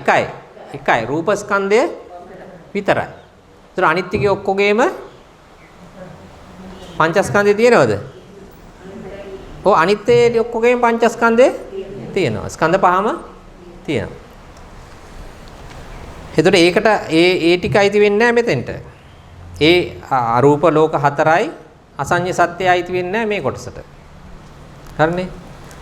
එතකොට මෙහි දර්පණා 4ක. මෙසේ සත්ව ප්‍රාණ භූත පුද්ගල ආත්මභාව පරියාපන්න වශයෙන් පස්සාකාරයකින් දක්වන්නේ නමුත් ඒ සියල්ලම සියලු සත්‍යයන්ටම පරියාය වචනයෝය. එහෙයින් මේ සත්වාදී පස් දෙනාම ගෙන එක් ආකාරයෙන් අනෝදිසෝ පරණ මෙත්තා චේතෝ විමුක්තිය දක්වන ලද බව දත යුතුය. යමෙක් සත්ව ප්‍රාණ යනාදීන්ගේ වචන මාත්‍ර වශයෙන් නොව අර්ථ වශයෙන් වෙන්කොට අරමුණු කරන්නේ නම් ඔහුට අනෝදිසෝ පරණ මෛත්‍රී ධානය සිද්ධ නොවේ. එතකොට යමෙක් සත්ව ප්‍රාණ යනාදීන්ගේ වචන මාත්‍ර වශයෙන් නොව අර්ථ වශයෙන් වෙන්කොට අරමුණු කරන්නේ නම් ඔහුට අනෝදිසෝ පරණ මෛත්‍රී ධානය සිද්ධ නොවේ. ඒ මොකද්ද කියන්නේ? අයි මුලින් ඉඳලා බලමු. මෙසේ සත්ව ප්‍රාණ භූත පුද්ගල ආත්මභාව. ඔන්න ඔය පහනේ අපි මේ කියුවේ. සත්ව ප්‍රාණ භූත පුද්ගල ආත්මභාව. ඔන්න ඔය ආකාර 5 ආකාරයකට අපි බෙදලා ගත්තා. මොකද මේ බෙදුවේ එක ආකාරයකින් ගත්තාම කොටසක් අහුවෙන්නේ නැහැ. තවත් ආකාරයෙන් ගත්තාම තවත් කොටසක් මග ඇරෙනවා. ඒකට ඔක්කොම ගන්න ඕන නිසා අපි ආකාර 5කින් ගත්තා. මොකද අර හැම කෙනෙක්ම අහුවෙන්න ඕන නිසා අපි ආකාර 5කින් ගත්තා. පරියාපන්න වශයෙන් 5 ආකාරයකින් දක්වන්නේ නමුත් අපි එහෙම 5 ආකාරයකින් ගත්තට නමුත් ඒ සියල්ලෝම සියලු සත්‍යයන්ටම පරියාය වචනයෝය. දැන් මේ වචන 5ක් ගත්තා. එහෙම ගත්තේ එකක් ගත්තොත් මොකද වෙන්නේ? ටිකක් මග ඇරෙනවා. නේද? ඒක නිසා අපි 5කින් ගත්තා. හැබැයි 5ක් අරගන්නකොට ඒ 5න් වෙනම අපි අරමුණු කරොත් මොකද වෙන්නේ? මේ අනෝදිසෝ පරණ කියන භාවනා විදිය වෙන්නේ නැහැ. මොකද වෙන්වීමක් වෙනවා එතන. ඔක්කොම එකට අහු වෙන්නේ නැහැ. මේ 5ම එකට අරගෙන තමයි භාවනා කරන්න ඕන අනෝදිසෝ පරණවලදී. ඒ කියන්නේ සීමා වෙන් නොකොට, දිශා වෙන් කොට, සීමානේ දිශා වෙන් නොකොට. හරි නේද? ඒක තමයි මේ කියන්නේ. නමුත් ඒ සියල්ලම සියලු සත්‍යයන්ට පරියාය වචනයෝය. ඒ කියන්නේ සියලු සත්‍යයන්ට යොදන වචන 5ක්. එහෙයින් මේ සත්වාදී 5 දෙනාම ගෙන 5 ආකාරයකින් අනෝදිසෝ පරණ මෙත්තා චේතෝ විමුක්තිය දක්වන ලද බව දත යුතුය. යමෙක් සත්ත්ව ප්‍රාණ යනාදීන්ගේ වචන මාත්‍ර වශයෙන් නොව අර්ථ වශයෙන් වෙන්කොට අරමුණු කරන්නේ නම් ඔහුට අනෝදිසෝ පරණ මෛත්‍රී දාණය සිද්ධ නොවේ. හරිද? වෙන්කොට ගන්න නැතුව ගන්න ඕන, ඔක්කොම එකට ගන්න ඕන. එහි අර්ථ නොගෙන මේ 5 ආකාරයෙන් කෙරෙහි එක්තරා ආකාරයකගේ වශයෙන් අනෝදිසෝ පරණ මෛත්‍රී චේතෝ විමුක්තිය වැඩි යුතුය. එහි අර්ථ නොගෙන මේ 5 ආකාරයන් කෙරෙහි එක්තරා ආකාරයකින් වශයෙන් අනෝදිසෝ පරණ මෛත්‍රී චේතෝ විමුක්තිය පැතිරිය යුතුය. මේ පස්සාකාර කොටසුන් කෙරෙහි පූර්ව භාගයේදී ඒ කොටසගෙන භාවනා කරන කාලේ නොඑක් කොටස් වශයෙන් මානසිකාර්ය පැවතුනේ වී නමුත් ඒ භාවනා සිද්ධවන කෙනෙහි කොටසුන් අතුරෙන් යම් කොටසක් ප්‍රගුණ වූ බැවින් අතිශයින් ප්‍රකට වේද ඒ කොටසු හුගේද වශයෙන් මෛත්‍රිය පැතිරවීම කටයුතු. මෙසේ පස්සාකාරයන් කෙරෙහි සතර අර්පණාවන්ගේ වශයෙන් අනෝදිසෝ පරණෙහි අර්පණාවෝ 21 වන බව දත යුතුය. හරිද? ඒතර 5යි 4ක් 4 20යි. අර්පණා 20ක් එනවා එතන. ඊළඟට සප්තවිද ඕදිසෝ පරණ. සප්තවිද ඕදිසෝ පරණ චේතා විමුක්තිය හේවත් මෛත්‍රී ධානය මෙසේ වඩිය යුතුය. ඒතර ඕදිසෝ පරණ කියන්නේ වෙන් කරලා දිසා වෙන් කරලා ගන්න එක. ඔව්. එතකොට එතන 7යි. ඔව් එතන 7යි තියෙන්නේ. ඒ තමයි සියලු ස්ත්‍රීයෝ සියලු පුරුෂයෝ සියලු ආර්යයෝ සියලු අනාර්යයෝ සියලු දෙවියෝ සියලු මනුෂ්‍යයෝ සියලු විනිපාතකයෝ කියලා ඔන්න 7කට බෙදුවා. 7කට බෙදලා අපි මේ ඕදිසෝ පරණාකාරයට සප්තවිද ඕදිසෝ පරණාකාරයට මෛත්‍රී වඩනවා. සබ්බා ඉත්තියෝ අවේරා හොන්තු අව්‍යා පජ්ජා හොන්තු අනීගා හොන්තු සුඛී අත්තානම් පරිහරන්තු. සියලු ස්ත්‍රීයෝ වෛරී නැත්යාහු වෙත්වා නිරෝගී වූවාහු වෙත්වා නිදුක් වූවාහු වෙත්වා සුවපත් වූවාහු තමන් පරිහරණය කෙරෙත්වා. ඒ පළවෙනි ආකාරය. දෙවෙනි ආකාරය සබ්බේ පුරිසා අවේරා හොන්තු අව්‍යා පජ්ජා හොන්තු අනීගා හොන්තු සුඛී අත්තානම් පරිහරන්තු. සියලු පුරුෂයෝ වෛර නැත්තාහු වෙත්වා නිරෝගී වූවාහු වෙත්වා නිදුක් වූවාහු වෙත්වා සුවපත් වූවාහු තමන් පරිහරණය කෙරෙත්වා. සබ්බේ අරියා අවේරා හොන්තු අව්‍යාපජ්ජා හොන්තු අනීගා හොන්තු සුඛී අත්තානම් පරිහරන්තු. සියලු ආර්යයෝ වෛර නැත්තාහු වෙත්වා නිරෝගී වූවාහු වෙත්වා නිදුක් වූවාහු වෙත්වා සුවපත් වූවාහු තමන් පරිහරණය කෙරෙත්වා. සබ්බේ අනරියා අවේරා හොන්තු අව්‍යාපජ්ජා හොන්තු අනීගා හොන්තු සුඛී අත්තානම් පරිහරන්තු. සියලු අනාර්ය වූ පෘථග්ජනයෝ වෛර නැත්තාහු වෙත්වා නිරෝගී වූවාහු වෙත්වා නිදුක් වූවාහු වෙත්වා සුඛපත් වූවාහු තමන් පරිහරණය කෙරෙත්වා. සබ්බේ දේවා අවේරා හොන්තු අව්‍යාපජ්ජා හොන්තු අනීගා හොන්තු සුඛී අත්තානම් පරිහරන්තු. සියලු දෙවියෝ වෛර නැත්තාහු වෙත්වා නිරෝගී වූවාහු වෙත්වා නිදුක් වූවාහු වෙත්වා සුඛපත් වූවාහු තමන් පරිහරණය කෙරෙත්වා. සබ්බේ මනුස්සා අවේරා හොන්තු අව්‍යාපජ්ජා හොන්තු අනීගා හොන්තු සුඛී අත්තානම් පරිහරන්තු. සියලු මනුෂ්‍යයෝ වෛර නැත්තාහු වෙත්වා නිරෝගී වූවාහු වෙත්වා නිදුක් වූවාහු වෙත්වා සුඛපත් වූවාහු තමන් පරිහරණය කෙරෙත්වා. සබ්බේ විනිපාතිකා අවේරා හොන්තු අව්‍යාපජ්ජා හොන්තු අනීගා හොන්තු සුඛී අත්තානම් පරිහරන්තු. සියලු විනිපාතිකයෝ වෛර නැත්තාහු වෙත්වා නිරෝගී වූවාහු වෙත්වා නිදුක් වූවාහු වෙත්වා සුඛපත් වූවාහු තමන් පරිහරණය කෙරෙත්වා. මේ සප්තවිද ඕදිසෝ පරණේ සතර බැගින් අර්පණා වූ 820කි. 4 28යි. එතන 28ක් එනවා. එතන අපි ගත්තේ ආයි මතක් කරගනිමු. සියලු ස්ත්‍රීයෝ සියලු පුරුෂයෝ සියලු ආර්යයෝ සියලු අනාර්යයෝ සියලු දෙවියෝ සියලු මනුෂ්‍යයෝ සියලු විනිපාතිකයෝ. හරිද? පින් කරලා ඒ ටික හත ගත්තා. මේ සප්තවිද ඕජසපන්නේ 4 බැගින් 28ක් තියෙනවා. එතකොට දශවිද දිසාපරණ. එතකොට දිසාපරණ තියෙනවා. දිසා වශයෙන් 10ක් තියෙනවා. චේතෝ විමුක්තිය ඒවත් මෛත්‍රී ධානය මෙසේ වැඩි යුතුය. සබ්බේ පුරත්ති මාය දිසාය සත්තා අවේරා හොන්තු. එතකොට එතන එනවා. ඒ කියන්නේ දිසා 10නේ මෙතන එන්නේ. දිසා 10 දිසා 10යි අනුදිසා දිසා 4යි අනුදිසා 4යි 8යි උඩයි 8යි 2යි 10යි 10 එන්නේ එහෙමයි. සබ්බේ පුරත්ති මාය දිසාය සත්තා අවේරා හොන්තු අව්‍යාපජ්ජා හොන්තු අනීගා හොන්තු සුඛී අත්තානම් පරිහරන්තු. සියලු පෙරදිග සත්වයෝ සියලු වෛර නැත්වාහු වෙත්වා නිරෝගී වූවාහු වෙත්වා නිදුක් වූවාහු වෙත්වා සුඛපත් වූවාහු තමන් පරිහරණය කෙරෙත්වා. සබ්බේ පච්චමාය දිසාය සත්ත අවේරා හොන්තු අව්‍යාපජ්ජා හොන්තු අනීගා හොන්තු සුඛී අත්තානම් පරිහරන්තු. සියලු පෑල දිග සත්වයෝ වෛර නැත්තා වූ වෙත්වා නිරෝගී වූ ආ වෙත්වා නිදුක් වූ ආ වෙත්වා සුඛපත් වූ ආ තමන් පරිහරණය කෙරෙත්වා. සබ්බේ උත්තරාය දිසාය සත්තා අවේරා හොන්තු අව්‍යාපජ්ජා හොන්තු අනීගා හොන්තු සුඛී අත්තානම් පරිහරන්තු. සියලු උතුරු දිග සත්වයෝ වෛර නැත්තා වූ වෙත්වා නිරෝගී වූ ආ වෙත්වා නිදුක් වූ ආ වෙත්වා සුඛපත් වූ ආ තමන් පරිහරණය කෙරෙත්වා. සබ්බේ දක්ඛිනාය දිසාය සත්ත අවේරා හොන්තු අව්‍යාපජ්ජා හොන්තු අනීගා හොන්තු සුඛී අත්තානම් පරිහරන්තු. සියලු දකුණු දිග සත්වයෝ වෛර නැත්තා වූ වෙත්වා නිරෝගී වූ ආ වෙත්වා නිදුක් වූ ආ වෙත්වා සුඛපත් වූ ආ තමන් පරිහරණය කෙනෙත්වා. සබ්බේ පුරත්තිමාය අනුදිසාය සත්ත අවේරා හොන්තු අව්‍යාපජ්ජා හොන්තු අනීගා හොන්තු සුඛී අත්තානම් පරිහරන්තු. සියලු පෙර අනුදික සත්වයෝ වෛර නැත්තා වූ වෙත්තා නිරෝගී වූ ආ වෙත්තා නිදුක් වූ ආ වෙත්තා සුඛපත් වූ ආ තමන් පරිහරණය කෙරෙත්වා. සබ්බේ පච්චිමාය අනුදිසාය සත්ත අවේරා හොන්තු අව්‍යාපජ්ජා හොන්තු අනීගා හොන්තු සුඛී අත්තානම් පරිහරන්තු. සියලු පෑන දිග අනුදික සත්වයෝ වෛර නැත්තා වූ වෙත්තා නිරෝගී වූ ආ වෙත්තා නිදුක් වූ ආ වෙත්තා සුඛපත් වූ ආ තමන් පරිහරණය කෙරෙත්වා. සබ්බේ උත්තරාය අනුදිසාය සත්ත අවේරා හොන්තු අව්‍යාපජ්ජා හොන්තු අනීගා හොන්තු සුඛී අත්තානම් පරිහරන්තු. සියලු උතුරු අනුදිග සත්වයෝ වෛර නැත්තා වූ වෙත්තා නිරෝගී වූ ආ වෙත්තා නිදුක් වූ ආ වෙත්තා සුඛපත් වූ ආ තමන් පරිහරණය කෙරෙත්වා.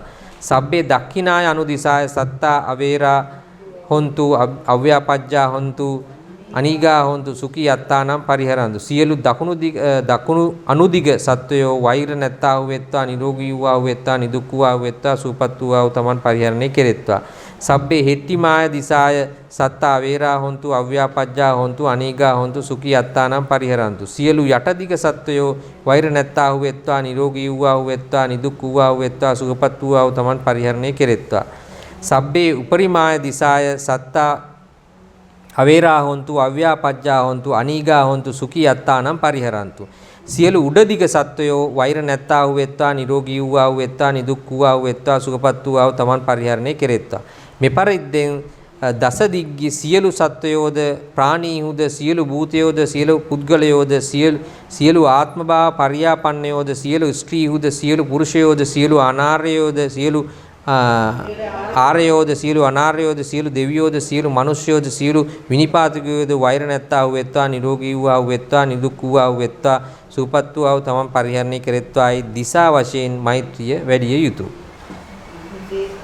එතකොට අපි අරකින් අර සියලු අර වෙන වෙනම දිසාවට ආයිත් අර වෙන වෙනම සියලු සත්වයෝ ප්‍රාණීහු භූතයෝ පුද්ගලයෝ ආත්මභාව පරියාපන්නෝ ස්ත්‍රීයෝ පුරුෂයෝ ආර්යයෝ අනාර්යයෝ දෙවියෝ මිනිස්යෝ විනිපාතිකයෝ කියලා අර කොටස් ටික අර කලින් අනෝදිසෝ පර්ණ සහ ඕදිසෝ පර්ණ ආකාරයෙන් අපි බෙදලා ගත්තනේ. ඒ ටික ආයෙත් දිසා වශයෙන් මේ ගන්න ඕන දිසා පර්ණයේදී අරගෙන මෛත්‍රී වඩනවා මෙත් වඩනවා. මෙසේ අනෝදිසෝ පර්ණ වශයෙන් අර්පණා 21 ඕදිසෝ පර්ණ වශයෙන් අර්පණා 821 දිසා වශයෙන් අර්පණා 281යි අර්පණාව 480කි 80ක් වෙති. අර්පණාව 480ක් තියෙනවා. හරි. එතකොට මෛත්‍රී භාවනාවේ අනුසස් තියෙන්නේ අපිට අද කාලය අඩුයි කාලය මදි වෙනවා. අපි එහෙමනොත් මෛත්‍රී භාවනාවේ අනුසසුයි ඒකත් සාකච්ඡා කරලා අපි පොඩ්ඩක් අතන අපිට එතකොට තව මේකෙන් ඉතුරු වෙනවා පොඩ්ඩක් සලකලා බලන්න තව සූත්‍ර දෙකක් එනවා නේද? මොකද්ද ඒ? මොකද්ද? මෙත්තානිසංස සූත්‍රයයි මොකද්ද? කරණීය මෙත්ත සූත්‍රයයි. එතකොට මේකටම අදාළ වූ සූත්‍ර දෙකක් තමයි කරණීය මෙත්ත සූත්‍රය සහ මෙත්තානිසංස සූත්‍රය. ඒතර මේ දෙකත් අපි පොඩ්ඩක් තේරුමත් එක්ක පොඩි මේ සාකච්ඡා කරමු ඊළඟ දවසේදී. මේකේ අනුසස් ටිකයි නැත්නම් අද වෙලාමදි. මොකද ඒකේ වෙනම සූත්‍රයක් තියෙන නිසා අපි පොඩ්ඩක් මේ ඒකේ මේ අනුසස් ටිකත් හොඳින් සාකච්ඡා කිරීම වැදගත් වෙනවා අපිට. අපි එහෙමනොත් අදට අවසන් කරනවා. අපි ඊළඟ දවසේ මෛත්‍රී භාවනාවේ අනුසස් සාකච්ඡා කරනවා 597 පිටුව.